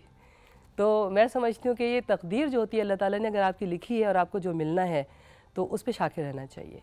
और मैं समझती हूँ जो नहीं मिला शायद वो मेरे लिए था ही नहीं, और जो मुझे मिला है वो मेरे लिए था। अरे क्या खूबसूरत बात है जी। तो मुझे जो मिला है, मुझे कभी आज तक इस बात का अफसोस नहीं है। हाँ, एक बात का थोड़ा सा ख्याल आता है मुझे, वो ये कि हमारे यहाँ ना पाकिस्तान में हमारे जो न्यूज़ कास्टर्स थे, उनके साथ मैं अभी थोड़ी देर पहले भी बात कर रही थी कि हमारे जो दूसरे सेंटर्स के न्यूज़ कास्टर्स थे, उनको थोड़ी सी ये फीलिंग ज़रूर होती थी कि हम लोग क्योंकि विफाक में नहीं हैं, सेंटर में नहीं है, तो हम लोगों को बहुत सारे ऐसे अवार्ड्स और ऐसी चीज़ें ना मिली जो हमारा हक़ थी। और जो हमारी ज़िंदगी में हमारी जो कोशिशें थीं, और जो हमने बहुत सारे ऐसे मौक़े थे जहाँ हमें उन पर हमें नाज होना चाहिए था। हमें ख़ुद पर तो नाज है, और हम समझते हैं कि हमें वो नाज हमारे देखने वालों ने दिया, लेकिन जो हमें मिलना चाहिए था वो उस तरह से रिकग्नाइज़ नहीं हुआ जो होना चाहिए था। हाँ, दिलचस्प वाक़े की बात मैं एक ज़रूर बताऊँगी आपको, और वो ये है कि एक दफ़ा ऐसा हुआ कि हम जो थे न्यूज़ पढ़ रहे थे। उस ज़माने में ये होता था कि हम, अच्छा ये बताऊँ आपको, सबसे पहला टेलीप्रॉम्प्टर मैंने यूज़ किया था। अच्छा? हाँ जी, कराची सेंटर पे सबसे पहले। तो हमारे पास ना एक रहीम साहब हुआ करते थे, वो टेलीप्रॉम्प्टर पर जब पेजेस लगाते थे ना, तो नया नया अलग अलग पेज लगा करता था, तो उसके ऊपर ना हाथ रख दिया करते थे, तो वो हमें ना कैमरे पे उनका हाथ ही नज़र आता था। और अक्सर वो आगे चलाने की पेज में कभी हम नीचे पढ़ते थे, कभी ऊपर पढ़ते थे। तो नई नई प्रैक्टिस थी, कोशिश तो करते थे कॉन्फिडेंस की। वो कहती नहीं है मिस समीना, बस कोई भी मुश्किल आपको न्यूज़ ऐसे आ जाती है ना इमरजेंसी की, राहिला को बुला लो। उनको ये पता था कि ये आएगी तो कोई मसला नहीं होगा, कर लेगी, चाहे बजट हो, चाहे वो हमारी कोई इमरजेंसी न्यूज़ हो। कहीं अचानक से हमारे प्रेसिडेंट साहब चले गए हैं दौरे पर, कोई इंटरनेशनल न्यूज़ आ गई है, चलो जी राहिला को बुला लो। एक दिन मैं न्यूज़ पढ़ रही थी, तो प्रॉम्प्टर से हमारे यहाँ नीचे जितनी भी तारें थी ना पुरानी, उनमें से एक चूहा दौड़ता हुआ आ रहा था। अभी मैंने पिछले दिनों एक किसी और की पोस्ट भी देखी थी अमेरिकन चैनल पर कि चूहा यहाँ से दौड़ता हुआ यहाँ गया, और वो दोबारा वहीं बैठ गई। एग्जैक्टली मुझे उस वक्त वो दौर याद आया जब मेरे सामने इसी तरह से चूहा दौड़ता हुआ आ रहा था, और मेरा प्रॉम्प्टर के वजह से पाँव हट गया, क्योंकि मुझे ये लग रहा था, मैंने कहा ये तो आया ही आया ना। लेकिन ये कि बस वो ऐसी चीज़ें होती हैं जो लोगों को नज़र नहीं आ रही होती हैं, और हम बस बैठे हुए देख रहे होते हैं कि जी ये क्या हुआ। मेरे साथ वैसे बड़े मज़े के वाक़यात हुए। मैं हमेशा ये सोचती हूँ, अचानक से न्यूज़ आई है, यहाँ रखी हुई है, पता नहीं है होगा क्या, ऊपर की लाइन नीचे, क्योंकि बाज़-औक़ात आपने फिल्म नहीं देखी है, आपको न्यूज़ सिंक करनी है। अब क्या है जी, आप फिल्म देखते जाइएगा, उसके हिसाब से स्टोरी आगे पीछे पढ़नी है आपको। आप ये देखिए कि फ़िल्म जो एडिट हुई है, उसका पहला शॉट कुछ और है, सेकंड कुछ और है, थर्ड कुछ और है। तो आपको कभी तो थर्ड वाले पे पहले वाले को मैच करना है, कभी सेकंड वाले को थर्ड वाले पे मैच करना है, और लाइव करना है। तो बस ये समझिए कि एक से बढ़कर एक मज़े के आप ये देखें ना कि चूंकि आपने उन चैलेंजेस को फेस किया, हाँ। आपने उन डायनामिक्स में चूंकि सीखा, तो वो ज़ाहिर है दैट्स वाई वो ना आपकी पर्सनालिटी का हिस्सा बन जाता है। वो फिर आपके लिए कोई चीज़ मुश्किल रहती नहीं है, फिर गुफ्तगू आसान हो जाती है, फिर ज़बान उसमें उसकी अदायगी, उसका उतार चढ़ाव, वो ज़ाहिर सब कुछ आपने बहुत मुश्किल हालात में चूँकि सीखा होता है, तो वो ज़िंदगी ऐसा रहता है। It's so lovely to have you. Actually आपके पास इतने वाक़यात हैं सुनाने को, लेकिन वक्त दामने वक्त में गुंजाइश ही ना बाकी रही। But thank you very much for joining us, it's great having you. सलामत रहिए, बहुत अच्छा माशाल्लाह आप काम करती रही हैं, और जिस तरीके से आप अभी तक कर रही हैं, अल्लाह आपको सलामत रखे। Once again thank you very much. आपने ये हर जो बात थी ना, बहुत ज़बरदस्त, हमारे लिए वैल्यूएबल है। नाज़रीन, अपना फीडबैक आज के शो से मुतालिक ज़रूर दीजिएगा। दोबारा मुलाकात कल करेंगे। अल्लाह हाफ़िज़।